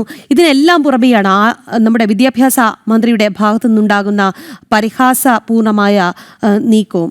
അവരെ വല്ലാതെ മടുപ്പിക്കുന്ന രീതിയിലുള്ള ഒരു നീക്കം തന്നെയാണിത്, അല്ലേ? തീർച്ചയായും പ്രതിഷേധം ഉയരേണ്ടതാണ്. ഒപ്പം തന്നെ ഞാൻ മനസ്സിലാക്കുന്നത്, നമ്മളന്ന് പുറത്തുവിട്ട ആ വീഡിയോയിൽ അവിടുത്തെ കുഞ്ഞുങ്ങൾ നിലവിളിക്കുന്നത് ആ വീഡിയോ ദൃശ്യങ്ങളിൽ നമുക്ക് കേൾക്കാമായിരുന്നു, അല്ലേ? അന്നൊരു അധ്യാപികയുടെ കുട്ടിയും അവർക്കൊപ്പം ഉണ്ടായിരുന്നു. ആ ഒരു കുഞ്ഞാണ്. അപ്പോൾ ഇവർ പുറത്ത് നിന്ന് ഡിവൈഎഫ്ഐക്കാർ വാതിൽ തല്ലിപ്പൊളിക്കാൻ ശ്രമിക്കുമ്പോൾ കുഞ്ഞ് നിലവിളിക്കുന്നത് നമുക്ക് കാണാൻ. കുഞ്ഞ് വളരെ പെട്ടെന്ന് പരിഭ്രാന്തിയാകുകയും അവിടെ കിടന്ന് നിലവിളിക്കുന്ന ഒരു അവസ്ഥയിലേക്ക് പോവുകയുമാണ് ഉണ്ടായത്. ഒരു കുട്ടിയുടെ മനസ്സിൽ പോലും എത്ര ഭീതികരമായ അല്ലെങ്കിൽ ഒരു ഭീകരാന്തരീക്ഷമാണ് അവിടെ വന്ന് ഡിവൈഎഫ്ഐക്കാർ സൃഷ്ടിച്ചത് എന്നുള്ളത് നമ്മൾ മനസ്സിലാക്കേണ്ടിയിരിക്കുന്നു. കുട്ടിയുണ്ട്, കുറച്ച് അധ്യാപികന്മാർ മാത്രം അകത്തുണ്ട്. അവരെ നോക്കി അകത്തെന്താണ് പരിപാടി എന്ന രീതിയിലൊക്കെയുള്ള മറ്റ് ചില ചുവകളുള്ള വർത്തമാനം പോലും അവിടെ വന്ന ഡിവൈഎഫ്ഐ പ്രവർത്തകരുടെ ഭാഗത്തു നിന്നുണ്ടായി. അവിടുത്തെ ഒരു പ്രാദേശിക ഡിവൈഎഫ്ഐയുടെ വനിതാ നേതാവ് കൂടി അവിടെ ഭക്ഷണം പാകം ചെയ്യാനുണ്ടായിരുന്ന ആ ഒരു പ്രായമുള്ളൊരു സ്ത്രീയുണ്ട്. അവരെ വലിയ രീതിയിൽ അവരുടെ മുന്നിൽ ആക്രോശിക്കുകയും അധിക്ഷേപിക്കുകയും ചെയ്യുന്ന വീഡിയോ ദൃശ്യങ്ങളും പുറത്തു വന്നതാണ്. വളരെ നിലവാരം കുറഞ്ഞ ഭാഷയിലാണ് അന്ന് ഡിവൈഎഫ്ഐ വനിതാ നേതാവ് അവിടെ കിടന്ന് അട്ടഹസിച്ചത് എന്നുള്ള കാര്യവും നമുക്ക് മറക്കാൻ കഴിയും. ഇതെല്ലാം ദൃശ്യങ്ങളിലുള്ളതാണ്. അപ്പോൾ ഒരു സ്കൂളിനുള്ളിൽ കയറി, ഒരു സർക്കാർ സ്കൂളിനുള്ളിൽ കയറി പൊതുമുതൽ നശിപ്പിച്ച സാഹചര്യമുണ്ട്. PDPP ആക്ട് പ്രകാരം കേസെടുത്തിട്ടുണ്ട്. എന്നിട്ട് പോലും ആ വിഷയം മന്ത്രി ഒന്നും സംസാരിക്കുന്നോ ഒന്നുമില്ല, അല്ലെങ്കിൽ ഏതെങ്കിലും രീതിയിൽ തള്ളിപ്പറയാനോ തയ്യാറാകുന്നില്ല. അതിനെ മഹത്വവൽക്കരിക്കുന്ന രീതിയിലാണ്, പണിമുടക്ക് ദിവസം നടന്ന അക്രമത്തെ മഹത്വവൽക്കരിക്കുന്ന രീതിയിലാണ് ഇപ്പോൾ ഈ നടപടി ഉണ്ടായിരിക്കുന്നത് എന്നുള്ളത് നമ്മൾ മനസ്സിലാക്കേണ്ടിയിരിക്കുന്നു. കാരണം അവിടെ എത്തിയപ്പോൾ ഈ അധ്യാപികമാരുടെ ഭാഗത്ത് നിന്ന് ഇത്തരമൊരു പ്രതിരോധം ഈ ഡിവൈഎഫ്ഐ പ്രവർത്തകർ പ്രതീക്ഷിച്ചിരുന്നില്ല. കാരണം തങ്ങൾ ഭയപ്പെടുത്തിയാൽ അവർ പിരിഞ്ഞു പോകുമെന്നുള്ളതായിരുന്നു അവരുടെ പ്രതീക്ഷ. പക്ഷേ അധ്യാപികമാർ അതിന് തയ്യാറായില്ല. തുടർന്ന് അവിടെ ഒരു പരാജയം സംഭവിച്ചു. തങ്ങൾ എത്തിയിട്ടും തങ്ങൾക്ക് അവിടെ നിന്നും ആ അധ്യാപികമാരെ സ്കൂളിൽ നിന്നും പുറത്താക്കാനോ അല്ലെങ്കിൽ അവരെ തിരിച്ച് പേടിപ്പിച്ച് മടക്കി അയക്കാനോ കഴിയാത്തൊരു സാഹചര്യം ഉണ്ടായിരുന്നു. തുടർന്ന് ഈ വിഷയം അവർ ടീച്ചർമാർ ദൃശ്യങ്ങളിൽ വീഡിയോകളിൽ പകർത്തുകൂടി ചെയ്തതോടുകൂടി ഡിവൈഎഫ്ഐ പ്രവർത്തകർ കൂടുതൽ പ്രതിരോധത്തിലാകുന്ന ഒരു സാഹചര്യം ഉണ്ടായി. തുടർന്നാണ് അവർ ഇത്തരമൊരു ആരോപണവുമായി രംഗത്ത് വരുന്നത്. മന്ത്രിയും അത് ഏറ്റുപിടിച്ചിരിക്കുന്നു. പിന്നാലെ മന്ത്രി വിജിലൻസ് അന്വേഷണത്തിന് ഉത്തരവിട്ടു എന്നുള്ളതാണ്. അതായത് ഇതിൻ്റെ തെളിവൊക്കെ എടുക്കണമെങ്കിൽ ഇനി ഉണ്ടാക്കിയ ഭക്ഷണമൊക്കെ ശേഖരിച്ചുകൊണ്ട് പോകുമോ എന്നുള്ള സംശയമൊക്കെ ഉണ്ട്, അല്ലെങ്കിൽ അതിന് കുഴി തോണ്ടി എടുക്കുമോ എന്നുള്ളത് കാത്തിരുന്ന് കാണണം. എന്തായാലും വളരെ വിചിത്രമായൊരു ഉത്തരവാണ് വിജിലൻസ് പരിശോധന എന്ന പേരിൽ മന്ത്രിയുടെ ഭാഗത്ത് നിന്ന് ഉണ്ടായത് എന്നുള്ളതാണ്. മന്ത്രിയുടെ ഓഫീസിൽ നിന്ന് വാർത്താക്കുറിപ്പ് പുറത്തിറങ്ങുമ്പോഴാണ് ഇത്തരമൊരു നടപടിയിലേക്ക് സംസ്ഥാന വിദ്യാഭ്യാസ മന്ത്രി പോകുമെന്ന് പോലും നമ്മൾ മനസ്സിലാക്കുന്നത്. സാധാരണഗതിയിൽ CIT ഒക്കെ നടത്തുന്ന ആരോപണങ്ങൾ പോലെയാണ് മന്ത്രിയുടെ ഓഫീസിൽ നിന്ന് വന്ന വാർത്താക്കുറിപ്പിലും ഉണ്ടായിരുന്നത് എന്നുള്ളത് കൂടി നമ്മൾ ഓർക്കേണ്ടതുണ്ട്. അങ്ങനെ വളരെ നിലവാരം കുറഞ്ഞൊരു നടപടിയിലേക്ക് സംസ്ഥാന വിദ്യാഭ്യാസ മന്ത്രി പോയി എന്നുള്ളത് തന്നെയാണ് അധ്യാപകർക്കിടയിൽ ഉണ്ടാകുന്ന പ്രധാന വിമർശനം. ഈ സ്കൂളുകളിൽ ഇത്തരം ദിവസങ്ങളിൽ പണിമുടക്കിന് ഏത് സംഘടന നടത്തിയാലും ജോലിക്ക് തയ്യാറായി വരുന്നവർക്ക് സംരക്ഷണം കൊടുക്കേണ്ട. ശരി പ്രജിത്ത്, എന്തായാലും അവർ തന്നെ പണിമുടക്ക് പ്രഖ്യാപിക്കുന്നു, അവർ തന്നെ ഡയസ് നോൺ ഏർപ്പെടുത്തുന്നു. ഇതിനെല്ലാം പിന്നാലെ അവർക്ക് നേരെ അതിക്രമം ഉണ്ടാകുമ്പോൾ ആ അധ്യാപകരെ പരിഹസിക്കാനും നമ്മുടെ വിദ്യാഭ്യാസ മന്ത്രി അടക്കം മുന്നിലുണ്ട് എന്നുള്ളത് വളരെ സങ്കടകരം തന്നെയാണ്. പ്രജിത് മോഹനനാണ് വാർത്തയുടെ വിശദാംശങ്ങൾ നൽകിയത്. മറ്റൊരു വാർത്തയിലേക്ക് പോവുകയാണ്. കീം ഫോർമുല മാറ്റത്തിൽ മന്ത്രിസഭയിൽ എതിർപ്പ്. സർക്കാരിന്റെ ധൃതി കുഴപ്പത്തിലാക്കിയെന്ന വിമർശനമാണ് ഉയരുന്നത്. ഈ വർഷം വേണോ എന്ന് ചോദിച്ച് ചില മന്ത്രിമാർ രംഗത്തുണ്ടായിരുന്നു. പുതിയ റാങ്ക് ലിസ്റ്റിനെതിരെ പരാതി പ്രളയമുണ്ട്. കേരള സിലബസ് വിദ്യാർത്ഥികൾ ലിസ്റ്റിൽ പിന്നിലുമാണ്. വിവരങ്ങൾ നൽകാനായി ശാലിനി നമുക്കൊപ്പം ഒരിക്കൽ കൂടി ചേരുന്നുണ്ട്. ശാലിനി, നമ്മൾ ഈ ബുള്ളറ്റിന്റെ തുടക്കത്തിൽ തന്നെ ചർച്ച ചെയ്ത ചില കാര്യങ്ങളുണ്ട്. ഇതിനപ്പുറത്തേക്ക് പോവുകയാണ് കാര്യങ്ങൾ. മന്ത്രിസഭയിൽ പോലും എതിർപ്പുണ്ട് എന്നുള്ളതാണ്. തീർച്ചയായും രാഖി അത് തന്നെയാണ്. കാരണം മന്ത്രിസഭാ യോഗത്തിൽ പോലും ചില മന്ത്രിമാർ, അത് ഏതൊക്കെ മന്ത്രിമാരാണ് എന്നുള്ളത് വരും മണിക്കൂറിൽ മാത്രമേ അറിയുകയുള്ളൂ, മന്ത്രിമാർ അടക്കമുള്ളവർ പറഞ്ഞതാണ് ഈ ഒരു പരിഷ്കരണം അല്ലെങ്കിൽ ആ ഒരു നടപടി അത് ഇത്തവണ വേണ്ട എന്നൊരു തീരുമാനം അവർ എടുത്തതാണ്. ഈ വർഷം തന്നെ ഇത് വേണോ? കാരണം വിദ്യാർത്ഥികൾക്കിടയിൽ അത് ആശങ്കയുണ്ടാക്കും, അധ്യാപകർക്കിടയിൽ ആശങ്കയുണ്ടാക്കും. ഒപ്പം തന്നെ അത് ഏത് തരത്തിൽ മാർക്ക് ഏകീകരണം വരുമ്പോൾ അത് ഏത് തരത്തിലായിരിക്കും റാങ്ക് പട്ടിക വരിക, പ്രത്യേകിച്ച് സ്റ്റേറ്റ് സിലബസ്, CBSE വിദ്യാർത്ഥികൾ, ഇതൊക്കെ അവരൊക്കെ ഏത് തരത്തിൽ ബാധിക്കുമെന്നടക്കമുള്ള കാര്യത്തിൽ കൃത്യമായൊരു പരിശോധന വേണമെന്നുള്ളത് മന്ത്രിമാർ ആവശ്യപ്പെട്ടതാണ്. അതൊക്കെ അവഗണിച്ചുകൊണ്ടാണ് ഉന്നത വിദ്യാഭ്യാസ മന്ത്രിയും സർക്കാരും ഈ നടപടിയുമായി മുന്നോട്ട് പോയത് എന്നുള്ളതാണ് ഏറ്റവും ശ്രദ്ധേയമായിട്ടുള്ള കാര്യം. അതുമാത്രമല്ല, പുതിയ റാങ്ക് പട്ടിക വരുമ്പോൾ ആ റാങ്ക് പട്ടികയിൽ വലിയ രീതിയിലുള്ള പരാതികൾ സംസ്ഥാന വ്യാപകമായി വരികയാണ്. നമ്മൾ ആദ്യം സൂചിപ്പിച്ചതുപോലെ തന്നെയാണ്, 1ാം റാങ്കിൽ ഉണ്ടായിരുന്ന വിദ്യാർത്ഥി 5ഉം 6ഉം 10ഉം റാങ്കിലേക്ക് പിന്തള്ളപ്പെടുന്നൊരു സാഹചര്യം. അതൊക്കെ ആ വിദ്യാർത്ഥിയുടെ മാനസികാവസ്ഥ ഏതൊക്കെ തരത്തിൽ ബാധിക്കുമെന്നുള്ളതിൽ ഒരാശങ്കയായി തന്നെ നിൽക്കുകയാണ്. കാരണം രക്ഷകർത്താക്കൾക്ക് വിദ്യാർത്ഥികളെ പറഞ്ഞ് മനസ്സിലാക്കാൻ പോലും കഴിയാത്തൊരു കാര്യം. അവർ 1ാം റാങ്ക് ലഭിച്ച് സന്തോഷം പങ്കിട്ടിരിക്കുമ്പോൾ തൊട്ടു പിന്നാലെ ആ റാങ്ക് ലിസ്റ്റ് ക്യാൻസൽ ചെയ്യുക, റദ്ദാക്കുക, തൊട്ടു പിന്നാലെ രണ്ടാമതൊരു വീണ്ടും റാങ്ക് പട്ടിക പ്രസിദ്ധീകരിക്കുക, അതിൽ താൻ കീഴിലേക്ക് പോവുക, അത് പിന്നീട് പരിഹാസമാകും, ചോദ്യമാകും. ഇതൊക്കെ ആശങ്കയുണ്ടാക്കുന്നൊരു കാര്യം കൂടിയാണ്. അത് മാത്രമല്ല, കേരള സിലബസ് വിദ്യാർത്ഥികൾ ഇത്തവണത്തെ ഈ 2ാം റാങ്ക് ലിസ്റ്റിൽ ഏറെ പിന്നിൽ പോയിട്ടുണ്ട് എന്നുള്ളതാണ്. അതായത് ആദ്യത്തെ 100 പേരുടെ പട്ടിക പരിശോധിക്കുമ്പോൾ തന്നെ നമുക്ക് മനസ്സിലാവും, 43 പേരായിരുന്നു ആദ്യ പട്ടികയിൽ ഉണ്ടായിരുന്നതെങ്കിൽ രണ്ടാമത്തെ പട്ടികയിലേക്ക് വരുമ്പോൾ അത് 21 പേരായി ചുരുങ്ങിയ ഒരു സാഹചര്യം. അങ്ങനെ കൃത്യമായ പരിശോധനയില്ലാതെ, കൃത്യമായ മുന്നറിയിപ്പുകളില്ലാതെ, കൃത്യമായ വീണ്ടും വിചാരമില്ലാതെ നടപ്പിലാക്കിയതാണ് ഈ തുഗ്ലക് പരിഷ്കാരം എന്ന് തന്നെ പറയേണ്ടി വരും. എന്തായാലും സർക്കാർ വലിയ രീതിയിൽ പ്രതിരോധത്തിലായിരിക്കുകയാണ് ഈ ഒരു കാര്യത്തിൽ. പ്രത്യേകിച്ച് മന്ത്രിസഭയിൽ നിന്ന് അടക്കം വിമർശനങ്ങൾ, മന്ത്രിമാർ അടക്കമുള്ളവർ ഈ ഒരു നടപടിയുമായി മുന്നോട്ട് പോകരുത് എന്ന് പറയുമ്പോൾ പിന്നെ ആർക്ക് വേണ്ടി ഈ നടപടി സ്വീകരിച്ചു, എന്തിനു വേണ്ടി ഇത്തരത്തിൽ അടിയന്തരമായി പ്രോസ്പെക്ടസിൽ മാറ്റം വരുത്തിയെന്ന് അടക്കമുള്ള കാര്യങ്ങളിൽ കൃത്യമായ വ്യക്തത മന്ത്രി നൽകിയേ കഴിയുകയുള്ളൂ. ഉന്നത വിദ്യാഭ്യാസ വകുപ്പിന് അതിൻ്റെ പൂർണ്ണ ഉത്തരവാദിത്തം ഏറ്റെടുക്കേണ്ടതായി വരുമെന്നുള്ളതിൽ സംശയമില്ല. എന്തായാലും ആദ്യ റാങ്ക് പട്ടിക കോടതി റദ്ദാക്കിയതിന് തൊട്ടു പിന്നാലെ വീണ്ടും അപ്പീൽ പോകുന്നു. അപ്പീലിലും തിരിച്ചടി ഉണ്ടായതോടുകൂടിയാണ് ഇന്നലെ രാത്രി 10 മണിയോടുകൂടി ഈ ഒരു പുതിയ റാങ്ക് പട്ടിക അല്ലെങ്കിൽ പുതുക്കിയ റാങ്ക് പട്ടിക പ്രസിദ്ധീകരിക്കുന്നത്. അതിലും വലിയ രീതിയിലുള്ള പ്രഹരം വിദ്യാർത്ഥികൾക്കിടയിൽ ഉണ്ടാക്കിയിട്ടുണ്ട് എന്നുള്ളതാണ് ഏറ്റവും ശ്രദ്ധേയമായിട്ടുള്ള കാര്യം. 1:1 എന്ന അനുപാതം 5:3:2 എന്നുള്ള അനുപാതത്തിലേക്ക് മാറ്റിയത് അത് വിദ്യാർത്ഥികൾക്ക് വലിയ രീതിയിലുള്ള ആശയക്കുഴപ്പം ഉണ്ടാക്കിയിട്ടുണ്ട്. പ്രത്യേകിച്ച് ഞാൻ ആദ്യം സൂചിപ്പിച്ചതുപോലെ ഒരു പരീക്ഷാ നടത്തിപ്പ് അല്ലെങ്കിൽ പരീക്ഷ നടക്കുന്നതിന് മുൻപ് അല്ലെങ്കിൽ അധ്യയന വർഷം നടക്കുന്നതിന് മുൻപൊക്കെ കൃത്യമായി അവരെ മുന്നറിയിപ്പ് നൽകിയിരുന്നു. ആ പ്രോസ്പെക്ടസിലെ മാറ്റമടക്കം നിർദ്ദേശിച്ചിരുന്നെങ്കിൽ വിദ്യാർത്ഥികൾക്കും അധ്യാപകർക്കും അതും സംബന്ധിച്ച ക്ലാസ്സുകൾ നടത്താമായിരുന്നു. അത് സംബന്ധിച്ച അവർക്ക് അതിൻ്റെ നിർദ്ദേശങ്ങളൊക്കെ സ്വീകരിച്ച് മുന്നോട്ട് പോകാം. പക്ഷേ ഇത് പരീക്ഷ എഴുതി കഴിഞ്ഞതിന് ശേഷം അതിൻ്റെ പ്രോസ്പെക്ടസിലടക്കം കാര്യമായ മാറ്റം വരുത്തുകയാണ് എന്ന് പറയുമ്പോൾ അത് വിദ്യാർത്ഥികളെ സംബന്ധിച്ചിടത്തോളം വലിയ രീതിയിലുള്ള ആശയക്കുഴപ്പം ഉണ്ടാക്കും. കീമിൽ മാത്രം ഫോക്കസ് ചെയ്തിരുന്ന വിദ്യാർത്ഥികൾ ഒരു ഭാഗത്തുണ്ട്. ആ വിദ്യാർത്ഥികളെ സംബന്ധിച്ചിടത്തോളം വലിയ ആശയക്കുഴപ്പം, മാനസിക പ്രശ്നങ്ങൾ അടക്കം ഉണ്ടാക്കുകയും ചെയ്യുന്നുണ്ട്. എന്തായാലും പരാതികൾ ഉയരുകയാണ്. സംസ്ഥാന വ്യാപകമായി സർക്കാരിനെതിരെ വിദ്യാർത്ഥികളുടെ പ്രതിഷേധം ഉണ്ടാകാനുള്ള സാധ്യതയുണ്ട്. പ്രത്യേകിച്ച് മന്ത്രിസഭയിൽ ഉടക്ക് എന്ന വാർത്തയാണ് തിരുവനന്തപുരത്ത് നിന്ന് ശാലിനി റിപ്പോർട്ട് ചെയ്യുന്നത്. ഒരു യൂട്യൂബിൽ നമ്മുടെ ഒരു പ്രേക്ഷകൻ ചൂണ്ടിക്കാട്ടുന്നുണ്ട്, ഹോസ്പിറ്റലിൽ ബിൽഡിംഗ് വീണ് മരിച്ചില്ലെങ്കിൽ പാമ്പ് കടിച്ചു മരിക്കും. അതാണ് കേരളത്തിലെ നമ്പർ 1 ആരോഗ്യ മോഡൽ എന്നാണ് ചൂണ്ടിക്കാട്ടുന്നത്.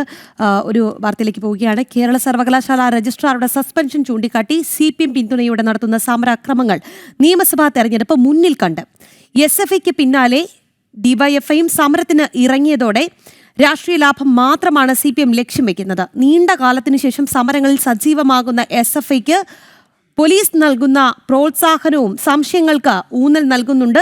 വിവരങ്ങൾ നൽകാനായി പ്രജിത് മോഹനനുണ്ട്. പ്രജിത്ത്, അതായത് സർക്കാർ വീഴ്ചകൾ മറച്ചുവെക്കാൻ പല രീതിയിലുള്ള ശ്രമങ്ങളാണ് ഇപ്പോൾ നടന്നു വരുന്നത്, അല്ലേ?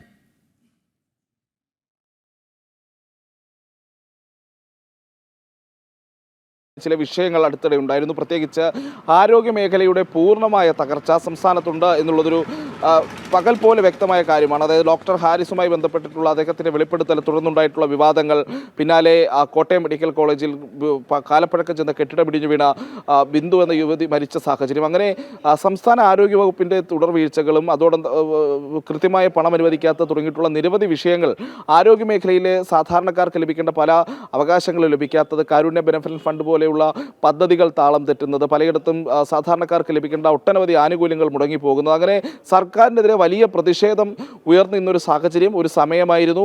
ആ സമയത്താണ് പെട്ടെന്ന് വീണ്ടും ഈ ഭാരതാംബയുടെ ചിത്രം ഉപയോഗിച്ചു എന്നുള്ളൊരു വിഷയം ചൂണ്ടിക്കാട്ടി വലിയൊരു രാഷ്ട്രീയ വിവാദം തന്നെ CPM ഉണ്ടാക്കിയത് എന്നുള്ളത് നമുക്ക് മറക്കാൻ കഴിയില്ല. തുടർച്ചയായി അതിൻ്റെ പേരിൽ പ്രശ്നങ്ങൾ ഉണ്ടാക്കുന്നു. കേരള സർവകലാശാലയുടെ പ്രവർത്തനം തന്നെ തടസ്സപ്പെടുന്ന രീതിയിൽ, അതിൻ്റെ സുരക്ഷ വലിയ പ്രശ്നമാകുന്ന രീതിയിലൊക്കെ, വിദ്യാർത്ഥികളുടെയും അധ്യാപകരുടെയും നേരെയൊക്കെ അതിക്രമങ്ങൾ ഉണ്ടാകുന്ന രീതിയിൽ വലിയ ആക്രമണങ്ങൾ അഴിച്ചുവിടുന്ന ഒരു സാഹചര്യം, തെരുവിൽ SFI DYFI പ്രവർത്തകർ അഴിഞ്ഞാടുന്ന ഒരു സാഹചര്യം, ഇതിനൊക്കെ സംസ്ഥാന പോലീസ് ഒത്താശ ചെയ്യുന്ന കാഴ്ച, അതൊരു വലിയ രാഷ്ട്രീയ വിഷയമാക്കി മാറ്റിയെടുക്കുന്നതിന് പിന്നിൽ പലവിധ ഉദ്ദേശങ്ങളുണ്ട് എന്നുള്ളത് നമുക്ക് വ്യക്തമാണ്. ഒന്ന്, നിലവിൽ സർക്കാരിൻ്റെ ഭാഗത്തു നിന്നുണ്ടായിട്ടുള്ള വീഴ്ചകൾ, ആരോഗ്യ മേഖലയിലടക്കമുണ്ടായിട്ടുള്ള വലിയ വീഴ്ചകൾ, വലിയ പരാജയങ്ങൾ, അവയൊക്കെ ഒന്ന് മായ്ച്ചു കളയുന്നത് അല്ലെങ്കിൽ അവയിൽ നിന്ന് ചർച്ച മാറ്റുന്നത്. 2016-ലും 2021-ലും സംസ്ഥാന സർക്കാർ അധികാരത്തിലേറിയത് അതിൽ പിന്നിൽ ചില കൃത്യമായ പ്രീണന നിലപാടുകൾ കൂടിയുണ്ട്. കാരണം ഭാരതാംബയുടെ ചിത്രം ഉപയോഗിക്കുന്നത്, അത്തരമൊരു സന്ദേശം നൽകുന്നത്, അത്തരം സന്ദേശങ്ങളിൽ എതിർപ്പുള്ള ചില ആളുകൾ നമ്മുടെ നാട്ടിലുണ്ട് എന്നുള്ളത് നമുക്ക് വ്യക്തമായിട്ട് അറിയാവുന്നതാണ്. ചില തീവ്ര നിലപാടുകാർക്ക്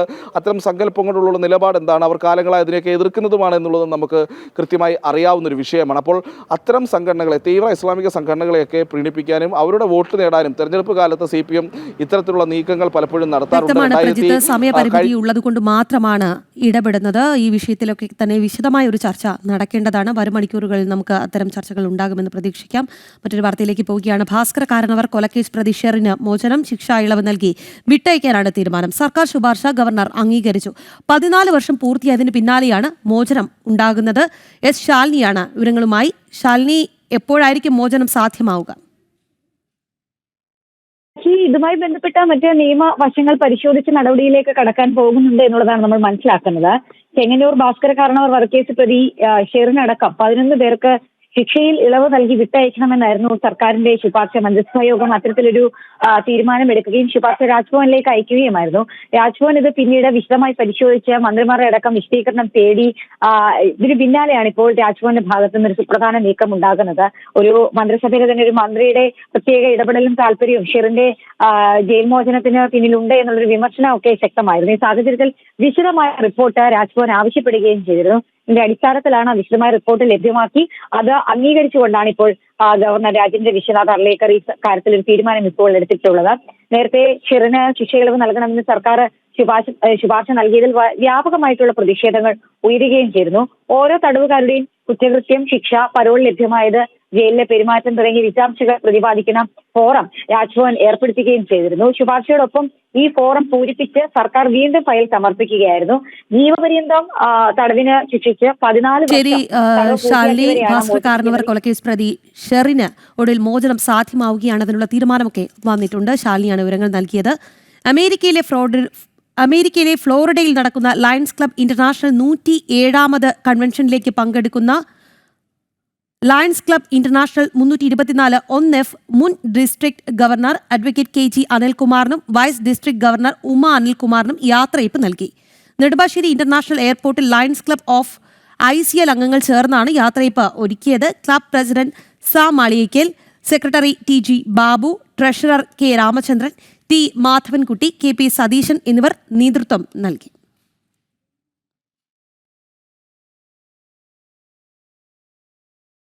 ഇതോടുകൂടി പുത്തൻ പുലരി സമാപിക്കുകയാണ്. ഇനി ലൈവ് റിപ്പോർട്ട്സ് കാണാം. നമസ്തേ.